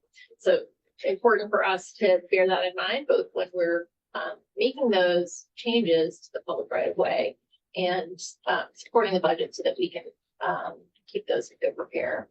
And we always do when they're. I was just going to ask. Are these things you're saying are required services? Bike lane additions at the public right of way are required services or nice to have? I would say that maintaining what we have now is a required service. Correct. I would agree. Yeah, and that's all that I would look at. Okay. No, I was, because you said expanded also, I want to be careful we don't sort of suddenly jump into making lots of things required, which are nice to have. Yeah, I think fair point. Two other areas here. One is major projects. I put this a little bit later as well, but I'm just speaking about major and multi-year projects. These require an incredible amount of dedicated staff time. And this is when we're talking about the new school, a full school renovation, a rebuild on a school, really start to finish. It's requires a lot of public works input. It's all of our utilities, it's site plan review, it's all the stormwater, it is the parks, it's the open space. And all of that, I think really just considering what that impact is in terms of time and taking away from the regular work. The Mass DOT are also incredibly onerous projects. It is so worth it for the town, as are these school projects with the SBA reimbursement. But they require an exceptional amount of time. And with some of these projects, I think and this is not something that I actually put in for any sort of, didn't put any dollar for expansion, but I think it's something for us to think about when there are these big projects that come in. We're not necessarily staffed to actually just take those on and support them. We put other things aside, but it is a significant drain on resources. And then parking. Question at this point. What is our policy about that? Do we charge the project in some way? No. Well, if some of these costs, I mean, MFPA reimbursement is something that we've been moving away from, but the projects where we have that, many of these are considered design and engineering costs, which I believe are fully reimbursable at the percentage allocated. So why wouldn't we wish to consider that approach? It's an interesting idea. I'm sorry. I said that's an interesting idea. Oh, so I think that's a big picture conversation really but about. You're confirming that at least to date, we've never done. That's correct. Thank you. So for example, the impact on DPW with the Pierce School reconstruction project, DPW isn't part of the funded project. That's correct.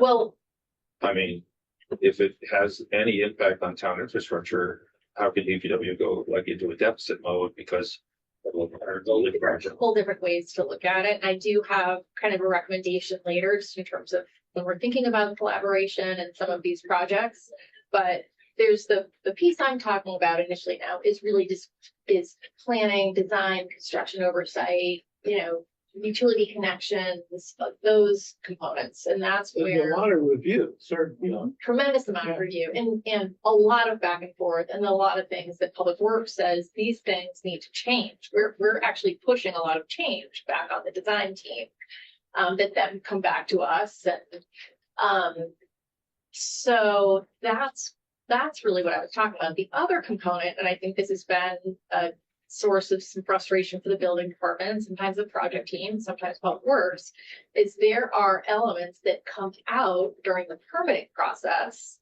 that are in the public right of way. So, or even the public review process. So Pierce, for example, there was a public review process. The public said, there's a whole conversation around keeping the overhead bridge, right? The bridge, and they looked at many different versions of bridge structure going into Pierce Playground and ultimately decided to upgrade. The community said, well, with the upgrade, we want better bike and pedestrian accommodations, then there was the associated lighting. And so all of that, we helped provide input on what an appropriate design would look like. Their design team did that work, but those are costs then in the public right of way. That isn't coming out of our budget, it's coming out of the project budget. But I think if those items were better vetted in advance, that maybe the costs would be better understood earlier on in the project. So there's a capital piece in the public way, and then there's this design construction oversight component. I also think there's the operating expenses at the end of the day. And then operating expenses. Right. This is something we're seeing now at Driscoll, right? There was a fundamental question when I came in, about less than a year when I came in, as Driscoll was being finished and being brought online, there was this fundamental question: who's picking up the trash? And it was just to DPW, who's doing the maintenance, who's doing the, and it was, it became this, interdepartmental thing because no one did, in the process of thinking about this as a purely capital project, there hadn't been enough thought given to what's it actually going to look like when the building is open and running. So I think those are really important cross-departmental questions that we have to be asking with these large-scale construction projects. To your point about as the community changes and, there's increased demands on our resources, how do we prepare for that?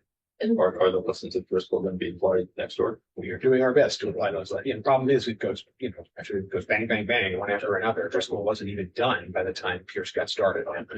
So we've got to we're trying to both learn from the past and then implement that in the present. We're building a plane while flying because of the vast needs of capital projects we have. And Driscoll's a good example because there was some value engineering that happened in Driscoll that we didn't see until the construction at the end. We actually put this out because we were not going to be able to maintain that condition. And so we did go back, and those items were repaired. So it does matter. I think that ultimately making sure that we end up with an asset that we can service and maintain is incredibly important for the town. All right. So again, I guess, is DPW just reactive or are you part of the team? That's what I'm asking, because unfortunately then it just becomes a drain on your resources if it's not set up in advance that there's going to be a slice of the project that requires DPW. And it's not like they're going to make a call and just assume you're going to answer, someone from your team is going to suddenly get involved. Tried to be proactive. Assert ourselves, but there are times when we are reactive. The problem's even more profound because the example at Driscoll, when in the end you had to reject stuff, that's a change order that has to go back and be redone, right? So on top of everything else, it adds to both sides. It adds to your side and also is adding to project costs. And some of it actually we were able to help. That is true, but in some areas we were able to provide the justification as to why they could reject the installation or the way something was done to try to avoid that. Right. I guess, but my question is DPW funded in the budget for the project to even give those No. value add? They haven't happened. Because if not, is it, so. I mean, is it an MSBA process when issue when the MSBA is involved? Is it a different process in those projects when the MSBA hasn't been involved? And if it's not, It is. I'm You're shaking your head. Well, go ahead. And if there's no difference between the two, I guess the question becomes one of how does the group that's working be established up front to include someone from DPW like they do the people from the building department? So the short answer is the MSBA process dictates who's on the building committee. You start for every position. DPW, I don't believe, but it's more troubling because we've discovered that the time delays from MSBA don't necessarily justify the dollar value. It's one of the reasons why some of our recent projects we've done a different route. Yeah, the reason I'm shaking my head, you're right that MSBA has that influence in the project, but it really is this question. It's a more fundamental question of we have to stop thinking about things as purely capital and purely operating. Here's another example. Do we charge ourselves for the building permit? No. Right. I mean, and that's several $1 million. Yes, we don't charge ourselves and we don't charge BHA. And both of those have come up. You'll hear Dan Bennett talk about it. Both of those things. And municipalities have different policies on this. Some like this for public buildings, they don't charge themselves. Others do. Something to figure out. Can you get that reimbursed by MSBA? Just curious. I don't know that I should. No, I don't think so. I'm not current. The rules keep changing. Including the fact that for a while MSBA was deducting any monies that we got from Mass Save. Right. I mean, how dumb can you get? Claiming that it was tax-based. It's not tax-based. I mean, I do want to be clear that I think the building department has a lot to handle with these enormous projects and so many, it's big picture and so many fine details, and we are there to support them. But I'm sort of just noting that these are intricate projects that require a lot outside the envelope of the building, as well. Just a comment here in the bottom is the parking program management and transportation planning. It's something that we've been talking about a little bit currently. And one thing that we're working on is a way to sort of better centralize the oversight and administration of the parking program. And I think there's going to be much more in the future that we're going to be looking at in terms of demand management on parking, providing, we're doing some parking analyses right now. We finished one in Blue Corner. We have 2 underway at Washington Square area and also the Village, but also looking at working with our businesses and how are we better communicating to our visitors and our residents the location of parking, because that is something a lot of folks don't know where public parking is available, particularly in our commercial areas. And so, that's something that's gonna need some work. But there's a lot to the parking program and the various apps and the technology. So there's the meter itself, the capabilities of that meter.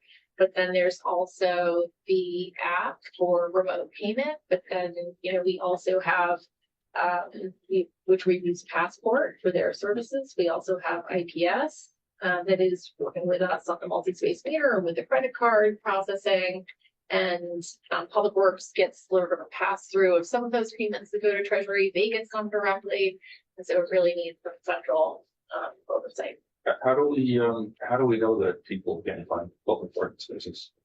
Like how did we determine that? That's really because we hear from certain, we've heard that parking isn't available, but when we're doing the parking analysis, parking is available. Right. So again, I'm just asking a question. I mean, the way you termed it was like it's a fact that visitors to Brooklyn can't find public parking. I would argue that with their phone in their hand, public parking is well known, and I'm not sure where this idea came that we're hearing that we need to do more from wayfinding to tell people to come to Brooklyn where to park their cars because they can't find parking spaces. I'm not sure. I just don't know. I would say that's been a repeat. So from planning and community development and economic development, we're hearing that from the small business development committee, which select board member Van Skoyak has been chairing. Again, a repeat theme. And when we were doing the Washington Street corridor project, that was a core component. So it's a thing seniors talk about, and what I hear is not, is parking available, but how close is it to where we need to be? Right. So for seniors, it's definitely got mobility issues. I can't park my car 4 blocks away and walk back. I don't know how much that feeds into it. And because they're the ones very likely to say something to the store owner when they walk in, that then gets back to Aaron. That's true. And those are 2 separate but interrelated problems that we're hearing. That is definitely one that we're hearing. Folks with mobility issues don't have places to park close to access, but also, we see it borne out, right? This, the fundamental disconnect between, right? Like I think of like the Fuller Street lot, Coach Corner, JFK Crossing, that's prime real estate and it isn't used to its potential. And the question then is why we ask people, do you know about it? Parking back there? Yeah, parking back there. We really, even with Google Maps and all that stuff, you would think that those dots would connect, but they don't necessarily. Yeah, just as an aside to that, though, the fact that over a dozen spaces were taken for EVs hasn't helped the parking situation for people coming in. No, they're looking for parking. We've talked Most about of the that time they're many times empty and you can't park there. And that causes additional frustration for people. Exactly. And I think that's another area where we really need to be thinking about the rule, the regulations around parking, and do those become, short-term parking potentially for non-EV? I think there are a whole host of different ways to approach that to meet that. Yeah, we've heard a lot of feedback from people being frustrated when they make the turn in and find out that the whole wall is empty. And that one in particular. Yeah. Yeah. on the final twist, all the construction projects are also having their own impact. This morning, I did a count. There were 4 Di Lorenzo vehicles from Pierce in the town lot. Right here, right, taking up space. So in the planning of those projects, traditionally, there's employee parking for contractors figured out. I don't know what happened here. They didn't figure it out. So, and I will say that is generally a condition of the public works review for site plan review, and the traffic management plan is on-site parking. It's incredibly difficult to enforce. I think it's difficult for the police to enforce if they're within the 2-hour, limit, or if they're compliant within, a meter itself. So that has been, we don't have anyone to enforce it. That's really, but it is a challenge. It's a complaint we hear about with construction, other construction projects as well. I can go through the next couple, I think, pretty quickly because they're sort of vague and thematic. The others repair of our priority town assets, roadway paving and infrastructure, sidewalks and curb ramps, also signalized infrastructure, signalized intersections, which is something that really has not been given much attention to in Brookline, and absolutely is a must. So we have over 240 lane miles of roadway in Brookline, 100 miles of road. We have a declining overall pavement condition index due to historic underfunding. The last override added dollars to street rehabilitation that we have been implementing. You can see some of our work across town. We're using a whole host of different maintenance and rehabilitation techniques in accordance with the condition of the pavement itself. But this is an area that is continues to be underfunded. Newton has been putting about 10 million for 10 years into their road network, and have made significant improvements over time. I will say that since 2012, the cost for roadway rehabilitation has increased about 45%. We're just not keeping up. Sidewalks, curb ramp repair, 140 miles of sidewalk, 2,100 curb ramps. We have done a full assessment of the condition of the sidewalks. We formerly were funded about $250,000 per year. That in the most recent years was increased to $500,000 in this past year because of some money that was able to be moved around. Melissa was able to increase it to $750,000 for sidewalk rehabilitation.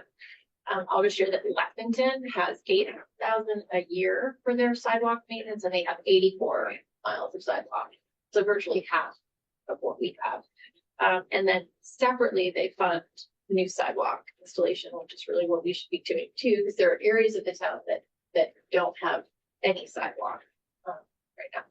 And then signalized intersections, we have over 50 signalized intersections. We've identified 13 priority intersections that are in need of upgrade. This is all the signals, the software, the programming, the cabinet, all that are due for replacement or significant upgrade. So we need to be planning for that.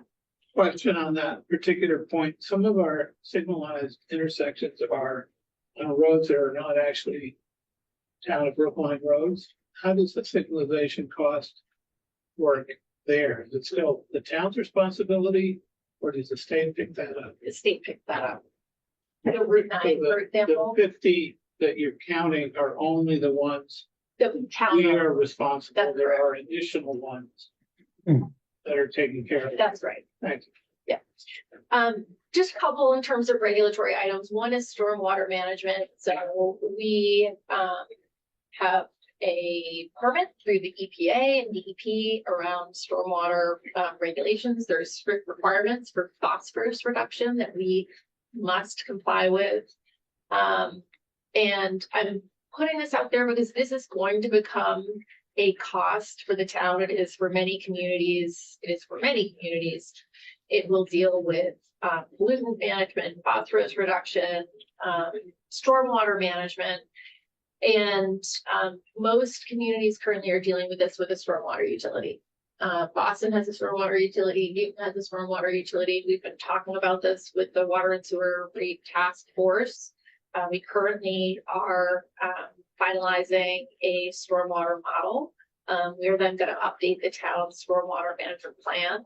And then we're working on capital projects that would further our compliance with the MS4 permit. We don't want to move towards a stormwater utility until we have a clear work plan for the community to understand what the capital projects would be, what those costs are, and the associated maintenance for that, and the benefits. Okay, Aaron, before you go on, we're coming up on 40 minutes, and I understand you have a lot of additional slides, which are thorough, and people can download them. They are in the committee's on the committee's webpage. So I guess what I'm saying is, let's see if we can complete your presentation within the allotted time. How much more time do I have? Looks like 7 minutes to me. Is that right, Tiffany? Yes, that sounds about right. Okay. Composting, if you recollect, there had been a group that had put forward a warrant article for mandatory composting in town. That then went to a committee that worked on a full report around composting. We provided those budget numbers. It was in the last override as a phased sort of 3-year approach to townwide composting, and it didn't pass. It was the last item on the tiered, but it didn't pass by really a handful of votes. It was very close. So putting it here just to remember, this is something that the town had talked about. And lastly is we did a paid compensation study. We're moving into contract negotiations right now, but the Department of Public Works pay scale at this point is one that needs to be revisited in order for us to attract and retain competent employees. Okay, so you can look at the estimated cost. This is sort of everything that I've just gone over. Not all of it would be part of an override, and you can look at it in your packet and just reach out to me with any questions. What vital services are not being met? I'd say the repair and maintenance of town assets and grounds. We're just not keeping up with inflation. The site plan permit review is taking longer. It's more iterative. This is both public and private projects. I mentioned the assets. Sort of that first one is around basic maintenance. The other one is around rehabilitation of streets and sidewalks. Parking management, I think, is an opportunity. And then funding our town fleet and the maintenance and replacement. Controlling costs. We've been rebidding projects. We've been reducing contract scope, reducing hours, reducing visits. This is what we're doing. When before the schools, we didn't have adequate funding. And so instead of having the number of times the contractor went to the site to do the work, we brought all of those down in order to work within the budget that we had. We've been splitting design and engineering services to maximize efficiency. We've increased fees, as you know, with sanitation, with parking, with Green Dog, a lot of cross training we're doing in-house. We're just setting priorities. Digitization, we're trying to do more with online permitting, occupancy, street openings, parking permits. We're splitting contracts to leverage sort of either the contractor or town versus contracted services. We've separated contracts for both the sewer lining and the manhole lining. We've saved a lot for the town in that regard. Also, the lining itself has been saving the town money in terms of our sewer fees. So these are capital dollars. We're thinking about the smartest way to do it and then saving the town money over time. Tree planting contracts used to go out or contractor come in and do this tree planting. We are purchasing those trees and installing in-house, because that is the best way for us to leverage the dollars that we have. We're doing in-house commercial driver's license training, increasing EVs across the town fleet and reducing all but 2 packers will have a benefit on our fleet maintenance. And then we're always considering maintenance needs when doing capital projects. Additional initiatives that we would propose to increase revenue. The parking optimization, updated parking violation fines. I think that is something that could be revisited overall, is those fine dollars, and are they kind of in line with the general area. We can look at updating our street opening and occupancy permit fees. It's not going to generate a lot of money, but it could be another $50,000 or so, but it's not a huge fee. Stormwater utility to deal with stormwater management in the future. We get thousands of dig safe requests. We're required to mark those out. That's marking out the utilities. Last year we had about 4,000. But utility markout fees, potentially really looking at if we're getting excess requests or after hours requests, is there a way for us to be charged back?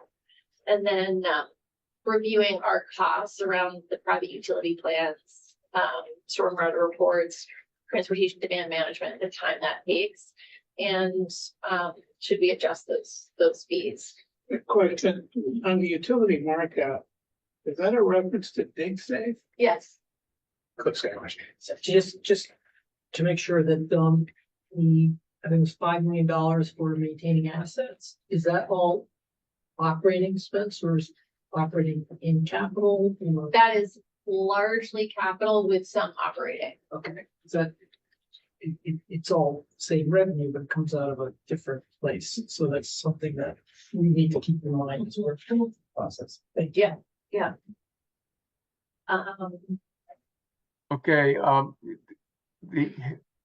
Erin, you don't need to read out each slide in detail. I think they're very self-explanatory. Yeah, I think that's fine. You talked about services being consolidated with schools. We do so much for the schools right now. We're managing the school grounds. We're providing snow removal for schools. I think that if schools and the custodians could do more potentially with trash and litter on the school sites, and maybe there are some things that schools could take over on school grounds, that's something to contemplate. And even some of the calls that we get when we've already done some treating on their ramps or stairs, there's generally salt right there. We don't need a crew to go back. The custodians probably go out, put salt down on the stairs or ramp, and other opportunities for partnership. So I think, Bernard, I know you're looking to wrap up. I think everything else is probably pretty self-explanatory in my deck. So I can just wrap it up there. And then if you have other questions for me, I can take them now, or I can take them after. Okay, why don't you wrap up? If people have some really important questions, we'll take them and then move on. I guess just one quick comment on the street sidewalks, traffic, street side, that whole rehabilitation picture. Is there a way to be, can we be smarter about simplifying? I guess my question. There's any, I'm not sure even in what I saw in the slides before I came, that how many years it will take, or decades, to actually get all the current rate to get all the streets upgraded. I know on Holland Road just today they started repaving. Maybe that's part of the Newberry thing up there or something. But I mean, it's going to take like years and years. Yeah, it will take decades. Right. So my question is there a thought to simplifying to the barest bones what we need to do on each of the streets in town? So which does, I think, accomplishes two things. It lets us do more. I guess we can cover more feet of streets, and we also can focus our staff on getting that done rather than getting, say, sidetracked on all the extra things that are getting added all around town. Things that cause us to take staff away from what they need to do to get that job done, and instead focus on just being smarter with the limited funds we have. Because every time we do a project, think about speed bumps now, you know, 5 streets, okay? That deviates, takes time out of the staff. And that takes their time away from staying true to, we got to get all the sidewalks and streets done. And every time there's a thing about narrowing everything, every project we take on, people are well-meaning, you know, across the entire town, but we can't be reactive to every single thing because we never get our main job done. Just get 150 miles of streets, you know, with limited funds. So I'm just sort of thinking, can we? It does, you know, maybe even the first slide showed like $500,000 we're behind. That's the one I added up the numbers. So I'm just concerned that while we want to be responsive to everything, can we be like laser focused on getting the simplest things done that serve the community? You know, that's one way to think of it. It's a question of prioritization for yourself. Yep. So that's really. So I do think, yes, I've been thinking somewhat along the same lines. I mean, honestly, the town has multimodal goals. We have to keep all this moving forward. There's separate buckets of money for traffic calming, bike accommodation, et cetera. So we do have the roadway dollars. The 138 is 4 million, is a snapshot in time given today's condition and the whole suite of different approaches for pavement restoration and maintenance. However, we modified the town's policies last year around complete street. We created a roadway rehabilitation and maintenance policy, sidewalk policy, so that we could prioritize the roads separate from those other policies that were totally slowing down progress on the network. I have in the complete streets policy, the T-board and staff need to prioritize the complete streets work and prioritize that based upon what we have funding to accomplish and staff capacity to support. And so really, we want to keep moving forward with our roadway projects. There will be times when they intersect and there will be times when they don't. So I think it's well taken. Hey, Dick has his hand up. Thank you very much. I'm going to be a bit of a fuddy-duddy here. And I'm trying to draw a distinction between what's needed and what's nice to have. For example, I think roadway maintenance, roadway repair is needed, if for no other reason that if you don't do it, it just becomes more expensive down the road to do it. But you, Aaron, talked about hiring a horticulture supervisor, talked about horticulture staff.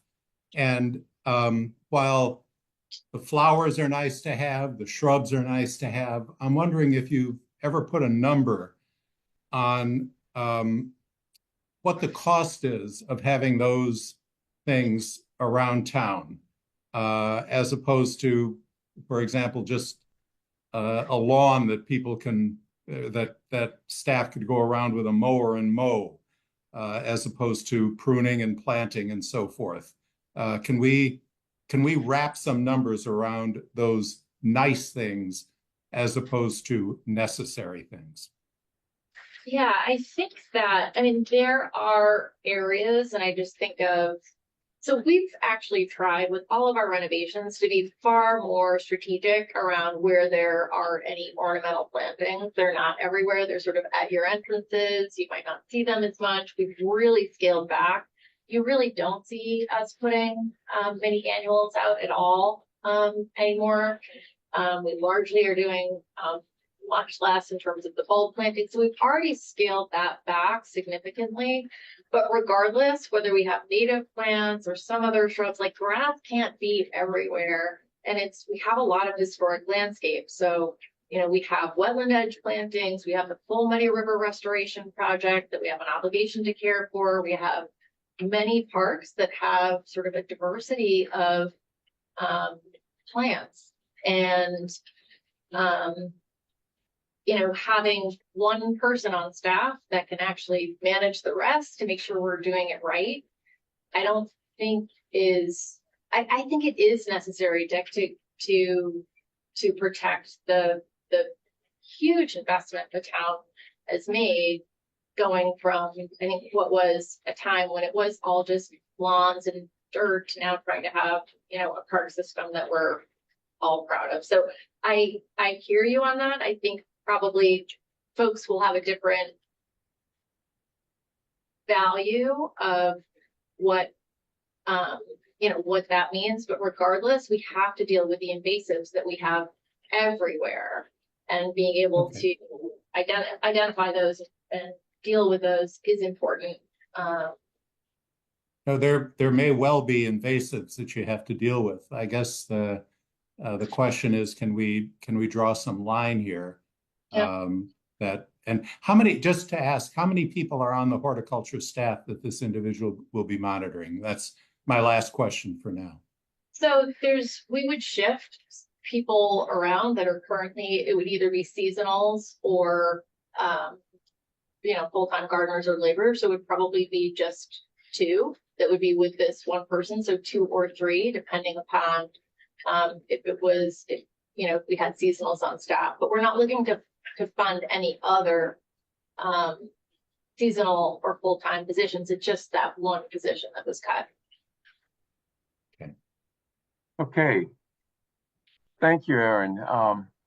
Let's move on to town council next. And let me just make a point that the materials from DPW are in our packet, and they're very thorough. So people should review them and send any questions that you have to Erin, who I'm sure would be willing to take them and give you answers. So thank you. Thank you. I just add, as with all of these, as you have questions for department heads, please be sure to loop Tiffany and I in so that we can get your answers to the whole group. So that any questions you ask within the whole group gets answers. Yeah, I'm sorry. That's really where you should send the questions to. Yeah. All right. Thanks, everybody. Thank you. Thanks. Thank you. Good afternoon. I'm Joe Callahan, Town Council, and I have a slide deck tip that answers your questions, but I want to provide 3 bits of information before I get into your questions. And that is, what is our office of Town Council today? How has it been structured over the years, and a little bit about myself and how I've tried to operate the office over the past 3 years since I've been here. But right now we have 8 employees, 5 lawyers, 3 administrative staff. They equal 7 and a fraction FTEs, since one of our admins is a part-time employee. We've also introduced in the last year legal interns. So we have basically an FTE of a full-time legal intern from Northeastern generally. They're open to other schools, but Northeastern provides an internship program that we have interns 12 months a year, as opposed to most law schools that would only have legal interns available during the summer. We also have clinical legal interns who are taking academic credit that we don't pay for. They typically work part-time, and they come from New England and UMass. We've also introduced in the past year, and trying to continue into this year, high school students who are administrative interns, and they work part-time after the high school hours. So that's our office. We basically are an in-house legal office for the municipal corporation of $400 million in revenue. If you have a private corporation of that size, you typically spend, according to studies, 2% of your revenue. So for a private corporation, they typically spend $8 million on legal services. We spend $1 million.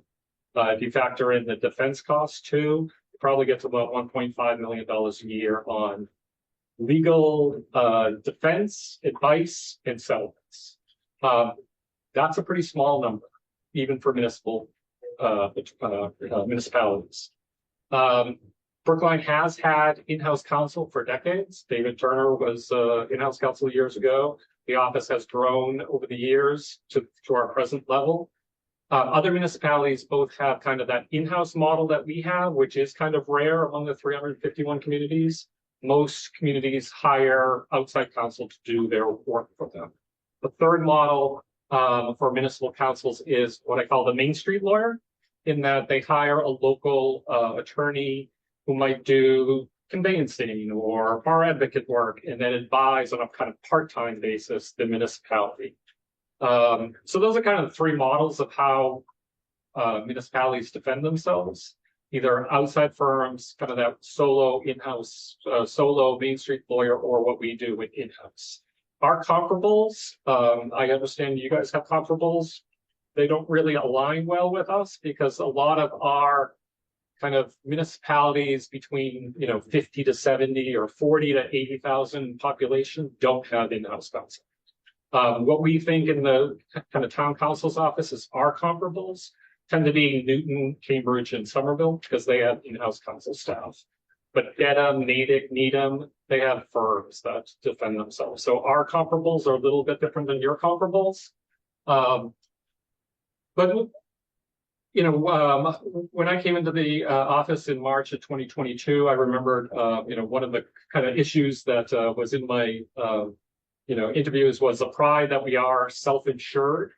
So that's kind of a separate model for firms. There's a group called the Massachusetts Intermunicipal Insurance Association, an insurance pool as opposed to insurance. Many firms are defended by Maya. We are not. I thought it was unusual that we wouldn't have insurance, but for a premium to be insured would probably be about $800,000, or more. We don't spend that on claims. So one of the first things I did was, investigate whether we should have an insurance policy, and we shouldn't, because we actually pay a lot less in claims than any insurance policy could cover us. So even the firms that have, the municipalities that have in-house staff, they might have a Maya policy where the lawyers just provide advice, but they don't do litigation. We do both advice in-house and also defend ourselves. So you'll see that we don't spend much on outside counsel either. Because that's, getting back to me, my background. I've been in government, I started in August of 91, so 34 years. I've been a government lawyer for 25. I was 11 years in the AG's office where I was in the trial division. I've tried about 48 cases. So there's not anything, that I worry about getting a piece of litigation that I'm worried about defending. I asked my staff, what type of stuff do we, hire outside counsel for? And they're like, oh, well, we would need, an eminent domain attorney when we took Tappan Street for the high school. I said, I supervised eminent domain cases. You hired a guy that I was opposing counsel to and I got one of my best results. Why would we hire somebody that I've already had a case against and did better than him? So we have the resources to defend ourselves. We've only now, in the last year, hired outside counsel for 2 matters. 3 years I've been. One is to negotiate a license renewal with Comcast. So our cable license, we hired the best, Bill August. He does this for all municipalities. That's an area that I can't do better. Bill August is who municipalities get to represent us. We also hired outside counsel in our JLNC matter with the fire department. I've done 9 years of public employee labor, but Jack Collins did 20 years or more as counsel to the Mass Chiefs of Police. So he was one of the top management side public safety lawyers. So although we had the resources to row, we got the experience of Jack Collins to steer. So that's how we spend money in defense litigation. So that's kind of an overview of the office historically and me. So now to get to your questions, Tiffany, if you could go to the next slide. Needs to have, the big thing is about expenses for settlements.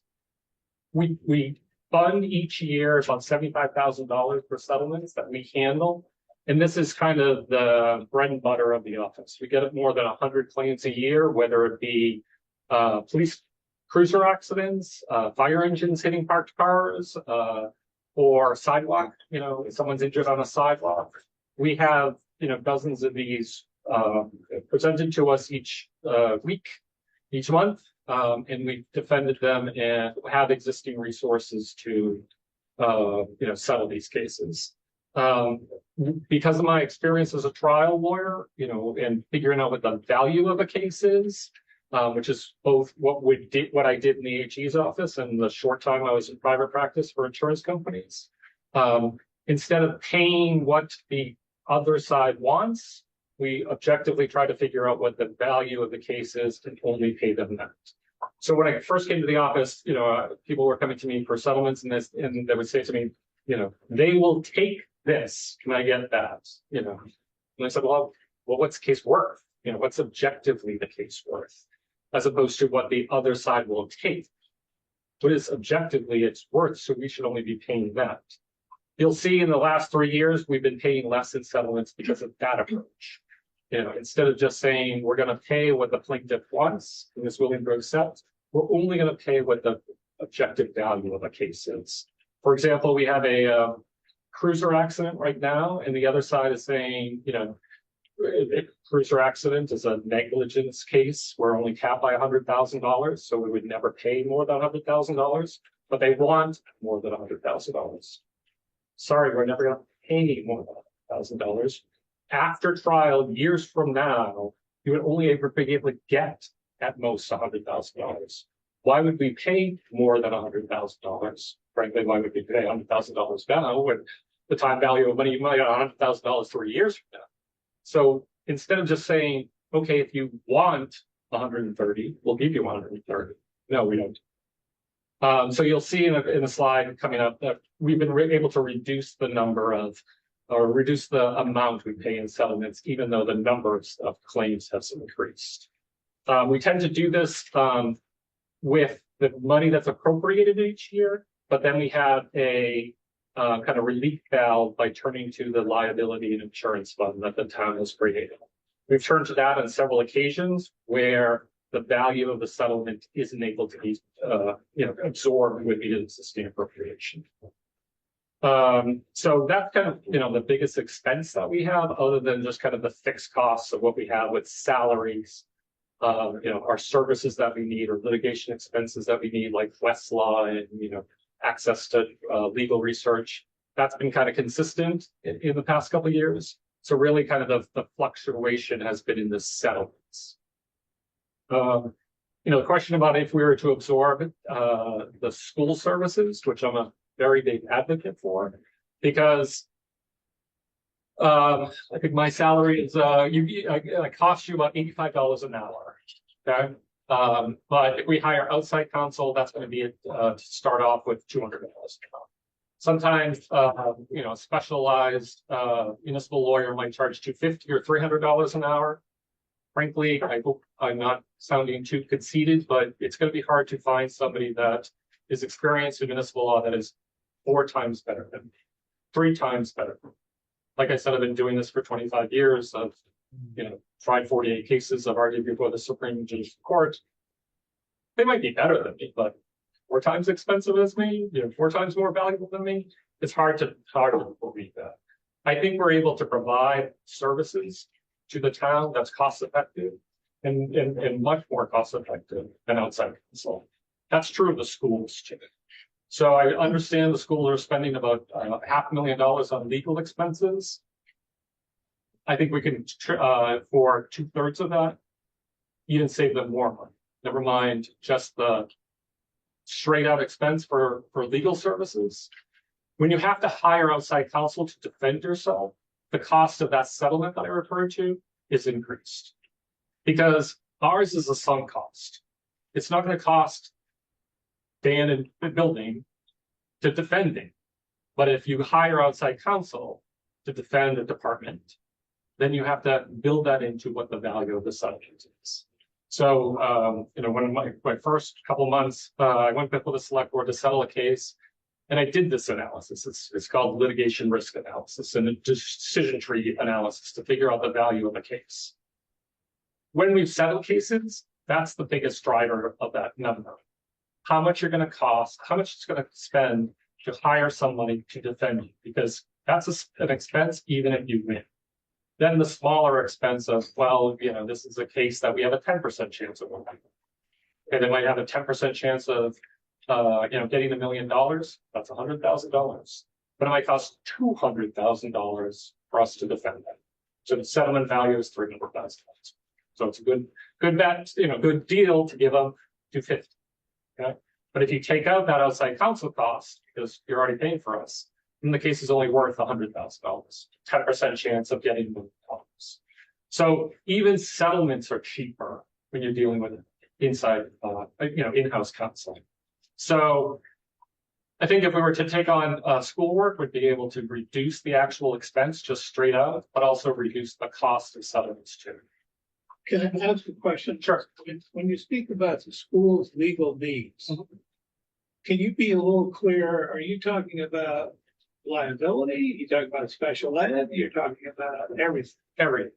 So both just the cost of defense, so money spent to outside counsel, but then also kind of the indemnity, how much you're going to pay in settlements, because, I was involved, we're in the past 3 years, I've been dealing with, since I've been here, with the superintendent about doing more service. So now we're in this transition phase where the schools have outside counsel and have access to us.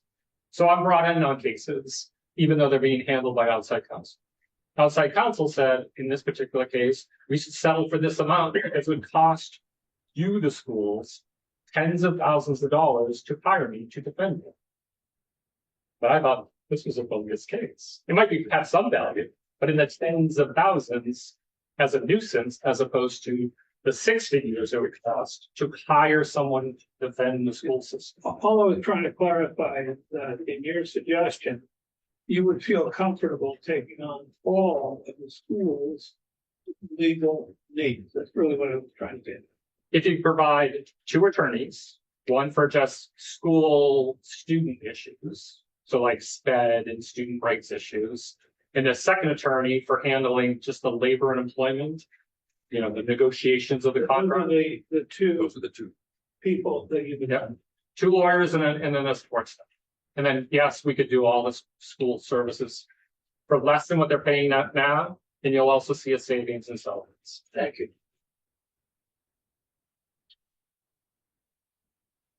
So vital services, we're able to comfortably provide these services both in-house and litigation.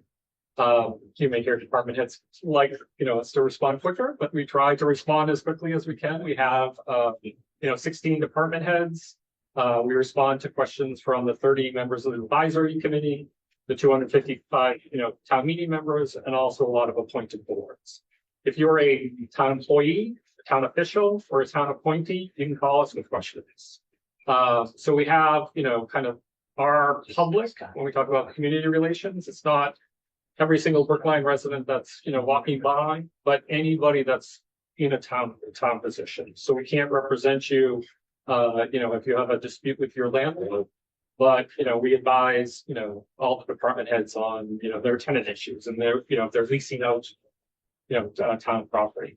So we provide a full service to any town official, town appointee, if the issue relates to their appointment or their employment. So I think, vital services, we've been meeting that, and, comparable towns, I think we stand head and shoulders above. For example, and we'll get to this in kind of the revenue part, we've been noted by land court for our tax lien enforcement, that we are one of the, communities that does that best. Most other communities don't do that in-house. They hire a specific specialized law firm, but we do that in-house. And we help with, Lincoln and municipal finance in collecting those tax liens through a judicial process through land court. So, vital services, I think we do a very good job. Department, controlling department costs. Tiffany, if you go to the next slide. So here's kind of, showing in kind of 3 tranches, pre-COVID, during COVID, and kind of the, effect of COVID in the last 3 years, post-COVID, and both since, I've been town council. This is the cost of outside counsel. So right now we do have a line item for outside counsel. In the years past, there have been reserve fund transfers to cover that cost. We've consistently been within that line item, and generally at the end of the year use that line item for other costs such as settlements, or we've been having that number assigned for outside counsel reduced each year. For example, we propose that we should hire an in-house investigator. So for investigations, instead of sending that work out, if we had a person to do that work, that would be saving the town money, providing better, investigations, and providing better investigations to defend in litigation. That money came out of our special counsel line item, so that it's been reduced. So although the kind of numbers for town council's office has been steady over the years, we've been using this kind of flexibility in not spending the money on outside counsel to spend the money on in-house staff.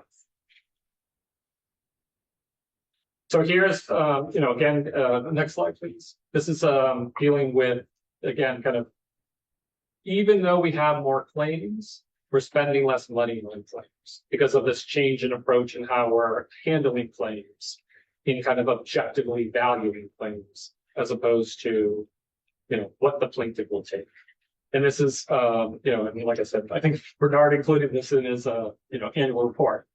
We have settlement panels. So we bring either people in our office or others to say, what's the chance that we would win at an early stage and get rid of the case on a motion to dismiss or motion for summary judgment? Or what's the chance that we have to go to trial? What's the chance that it would be a high verdict or a low verdict? Or what do you think would be the amount of money a jury would give in this circumstance? So we try to have 6 or 8, 10 people do this, both lawyers who are familiar with kind of the law, but also non-lawyers who are more like jurors. So we do a kind of calculation to kind of come up with this. We've done this in high value cases, and we've done this on $35,000 broken ankle twists and fall, let's look at falls. But this is how we've been able to drive that number in settlements down by saying, we think the case is worth X, and that's what we're willing to pay. So, here's another example of how we've been able to control costs. Next slide, please. So kind of a third example of controlling costs is this idea that we've been returning money back to the town each year, available for free cash. I don't want you to think that, therefore, the legal counsel's budget should be cut. Why I've been doing this is to demonstrate that the money that we're getting should be spent on in-house staff as opposed to hiring special counsel, and give, kind of the decision makers confidence that we don't need to do, a large amount of money for, special counsel. We've demonstrated over the years that we're not spending the money on outside counsel. We're not spending the money on huge settlements. So now we have the confidence, after years of showing this, that we can spend this money and say, we've used this money to hire the legal interns, so, the in-house staff. So it's been an incremental spend the money that the town has said is worthy of legal services, about $1.1 million over the years, but don't spend that money to hire expensive outside lawyers at 3 times the cost of me. Spend the money on a smaller dollar amount on a better service, better Westlaw that we got, accessing the social law library. It's a public library, but it costs $400 to join for each lawyer. Have an in-house investigator, have interns. So have this money spent on in-house staff instead of outside specialists. So next slide. So about the idea that, the Office of Town Council is a source of additional revenue, I'd like to tweak this a little bit because as proposed is a bad idea, but let me show you how we can help with this idea. And what we try to do is assist other departments in their collection of revenue. We do, work hard at not spending money, so there's that. But going out and collecting money as lawyers is a little problematic, and you can think of that. Give you the example of Ferguson and the law enforcement using revenue and law enforcement to fund their municipality. What we try to do is make other departments more effective at collecting their revenue. For example, municipal finance with its tax lien foreclosure procedures. We're happy to help. We do a great job of it. Erin, recently reached out to us about, unpaid fines and fees. Sure, we're happy to do that. We'll send a demand letter. So help, DPW collect their unpaid fees. At the beginning of this year, there was an article that proposed for town meeting on a municipal hearing officer. It will come back in the fall. But there, the idea is that when we have bylaw violations and get a $300 ticket, people can go across the street to Brookline District Court and appeal that, and they'll be entitled to a hearing in front of a clerk. A clerk who hears domestic violence cases, motor vehicle cases, and they hear about how someone didn't plow their streets. The clerk tends to dismiss those cases. So if we have a municipal hearing officer, the person's appeal would be to a staff person who can write up whether, okay, we find you for not plowing your sidewalk on the in the fall, and you didn't do it because you were in the hospital that week. Okay, that's a legit reason. You didn't plow your sidewalk because you had you were in the hospital 12 months earlier. Okay, maybe you could have figured out why you should have plowed that street or shoveled that driveway. So the municipal hearing officer would give them that right of appeal, or present a better case that if they took that appeal to court, it would be harder for the clerk to be able to appeal that. So that's one way that would be more effective. But also right now, what we do is when those appeals are taken, Dan's inspectors have to go over to the Flying District Court, stand in the line, all these hearings, and the inspector is not out on the street inspecting. They're stuck over in Brookline District Court during an appeal. We would take on that role and allow the inspectors to inspect and the lawyers to do the law.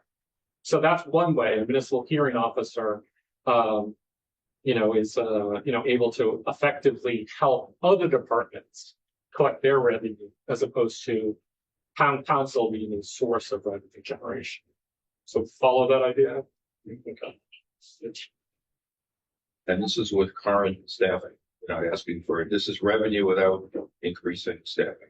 So to be determined, because one other idea in kind of consolidating legal services is there's other departments that have legal services besides the schools that we think should be given to legal, that then, we're providing that service to them, as opposed to a department being able to, again, go to outside counsel, pay 3 times, 4 times the rate that they can get. They ask Susan in our office, our associate counsel, it's even less than me. It's like they can get a great advice from Susan at a quarter or a fifth of what they're going to get from outside counsel. So, but that doesn't require though like a town meeting thing. It's just like a town organization, like more on a jazz side. Yeah, I mean, most departments that say, I can make some money savings. Exactly. Could find out what the historical issues were with these relationships with external counsels. Not saying anything funny business going on, but simply there are historical reasons of different types. Maybe it makes more sense to bring it all in consolidated, and there'd be maybe not necessarily, there could be some revenue opportunities, but certainly some expense savings. Yeah. Well, the only thing that would be for town meeting would be adopt this municipal hearing officer. Yes, and then it's moving the spaghetti around the plate on us. Not an increase in expenditures, but the existing expenditures that the town has to other departments for legal services. Exactly. Exactly. Makes sense. So again, this, kind of dealt with this a little bit, but, if we're to take on school services, the idea is an attorney for student rights issues, an attorney for educator issues, and a support person for those 2 new attorneys. Then, what would be available is all the other kind of general government stuff that's related to schools. Public records requests, open meeting law requests, which we do now anyways, would be absorbed by the other attorneys in the office. But schools would be have 2 lawyers dedicated to them. So if there's a grievance, the principal knows to call a school labor. If there's a question about, can I do this involving student rights? They know to go to that person. Otherwise, the rest of the school legal needs would be absorbed by the rest of the journalists in our office. Do we know what the current draw on attorneys the schools are using now with their external firms? Maybe when we say student rights, one new attorney, what if they're using equivalent 3.5 FTE attorneys today? Yes. To meet all the issues. So two things to try to answer your question. One, I think they're spending about $500,000 in outside legal counsel. I don't. Right, I know. That's Oh, sorry? No, that's true. That's Yeah. So, two lawyers and a paralegal would be about 2/3 of that. $150,000, $120,000 salary, $30,000 for, benefits. You get to about 300,000 and something just for those bodies. Okay. But also $500,000 at $200 an hour, you're getting more hours for this. I understand. So instead of calling outside counsel when there's a grievance, when it gets to an arbitration, an in-house lawyer can attend that first step grievance hearing and get involved earlier to avoid it getting to arbitration under the old model, which is when you'd call outside counsel. So you're also getting claim avoidance by getting the lawyer involved in earlier. A lawyer that's just for student rights could attend the IEP team instead of having the decision from the team, made, and then the parents appeal. So you're getting more hours, which provide more capacity for the lawyer to be involved in earlier in the decisions, as opposed to, we received a claim, call the lawyer. So you're also saving money on claim avoidance. So that's really the three ways you'd save money. Just overall expenditures of staff versus outside counsel. You're going to pay less in settlements. And three, you're going to save money on claim avoidance. Does your office currently handle contract negotiations, which back in my day was something that came out of the town's HR office? So on the town side, yes. So, when there is a town general government, union, we have a seat at the table. We have a dedicated labor employment attorney that attends us. There's presently a vacancy, so hopefully there won't be. But during fire, there was. Would that person also be able to negotiate on behalf of the schools, or would that also require additional staff? I would say additional staff, because the labor and employment attorney that we had was pretty busy. We have a lot of unions. Yes, 7, 8 attorney, unions on the town side. Never mind all the various versions of PEU. So I would say it would have to be a separate school labor attorney. I have heard, from the schools, but there's an existing relationship, that these attorneys know, okay. We used to hear that internally from HR. Yeah. So, but also, one thing that you need to understand about lawyers, the information of a client is the client's. So anything that an outside lawyer does, on behalf of the town is the town's property. So there is no loss of knowledge. When a lawyer separates their representation from the client, the lawyer owes the client the funds. So that's not really a reason to say we have to stay with a lawyer. Lawyer professional rules make sure you can't do that. would you also have savings though in terms of what it costs per hour of? There's a bunch of unions, so there's a bunch of hours, but if it were in-house, you get more hours for the buck. So you get some savings in that cost, even if you put on an additional person. Correct. Thank you. And you're able to devote more hours to that task than an outside lawyer. So the example I use it already. The cliche is steer versus row. So when we brought in an expert for the JLMC with fire, they were steering. The rowing, the work, the most of the work that needs to be done can be done by in-house staff. So when you have outside counsel, even the outside counsel might say, have the staff book the meeting. I'm not going to do it, or, find the room for the meeting, or do the copies. You don't have the expensive outside lawyer do that. You have the in-house staff do it. You're not paying for every photocopy, every phone call. Yeah, exactly. That's it. Hey, Joe, question here. who do you charge departments for those legal services, or do they capture that into their own budget? The savings? No, so town, the town pays for our salaries, so that's the line item in the budget.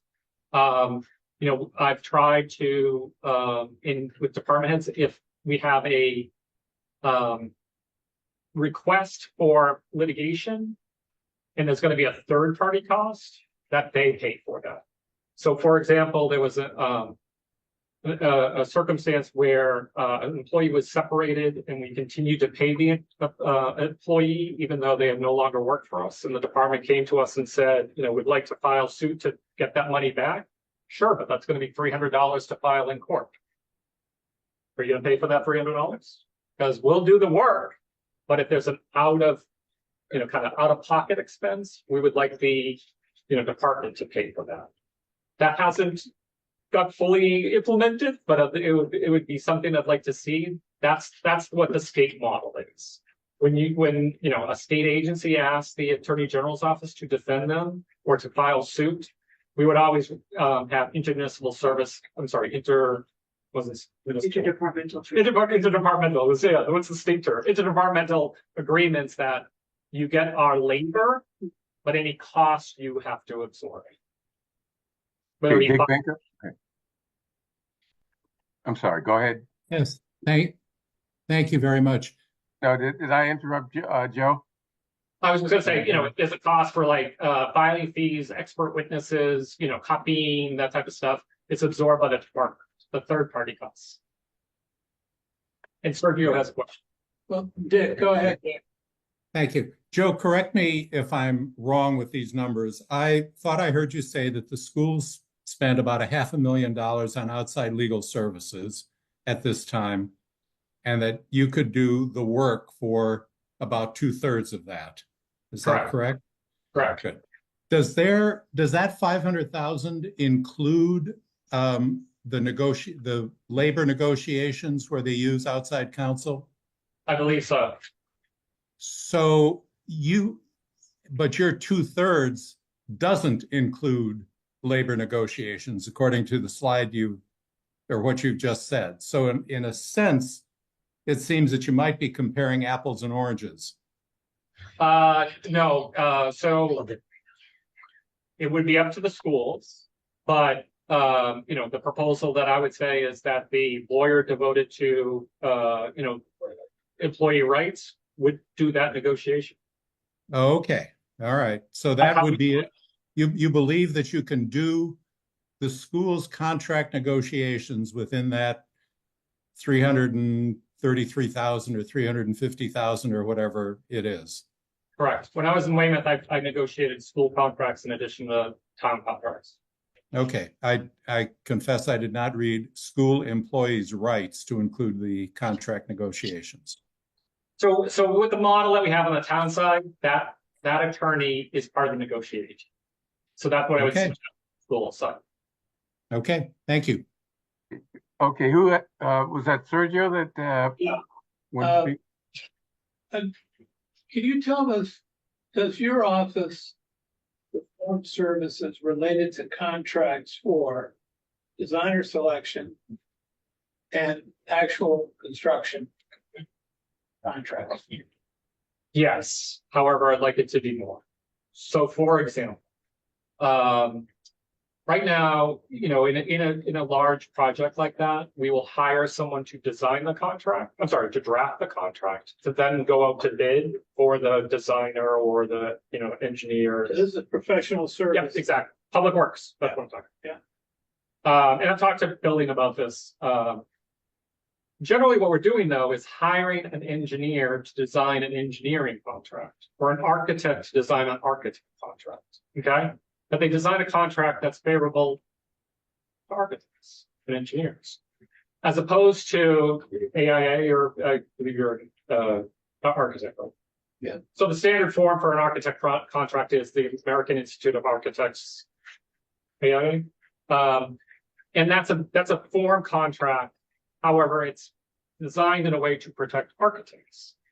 The International Municipal Lawyers Association has taken that and provided tweaks to it that protect owners. So right now, too often, for my comfort, we take an AIA-friendly contract instead of an owner-friendly contract. But what I'm trying to get at is build the process that we're now using. Yep. Does bring town council. Yep. in, because there was a period of time in the building commission, with Janet at the head, was using a contract form that she had developed. Where is that now? Where are we? Have we gone beyond it? Not yet. Right. But the answer is that generally you would provide that kind of a resource for capital projects. Thank you. That's what I was. We do, but like I said, You'd I would like to do see more. Yeah, I got it. Thank you. Okay, so we're over 30 minutes for town council, and building department's waiting to join the fray here. Thanks, Joe. Your materials are in the packet, and people should review them and send any questions they have to Chaz and Tiffany. All right, unless Thank you anyone for has the any insights questions. on the school side. I'm sorry. Thank you for the insights on the schools. Oh, my pleasure. We'll take it back. But if anyone has any questions, I'm available at any time. I give out my phone number, 617-305-1525. Feel free to give me a call. So I don't even know my desk number. That's my mobile. It goes straight to my mobile number. So you guys can all give me a call anytime. Great, thank you. Very much. So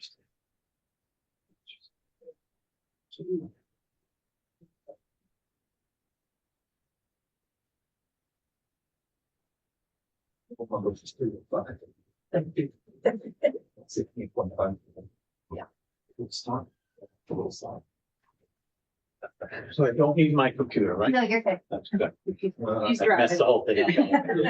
It's gonna be a good day. Ready? Yeah. Thank you for having me this afternoon. I recognize some names and faces, but not everyone. But my name is Dan Bennett, and I am the building commissioner. I have a little presentation here that's divided into a couple of different divisions at the top, and the responses are in the left and right columns, and some responses will be in various questions, just the way they kind of melt from one question to another. With respect to the need to haves, the building department, for some time has had an issue with specifically the repair and maintenance budget. More specifically, this last budget session, there was a lot of back and forth with cutting the repair and maintenance on the school side by the schools for the first time in, I think, Charlie's 32 years here. So that was a quite a bit of a back and forth. We were able to get some help from the sixth floor and resolved it to some degree. But going forward, this is something that should probably be worked out in some sort of a new policy or a square foot arrangement. I know the advisory subcommittee has requested this, several times. We requested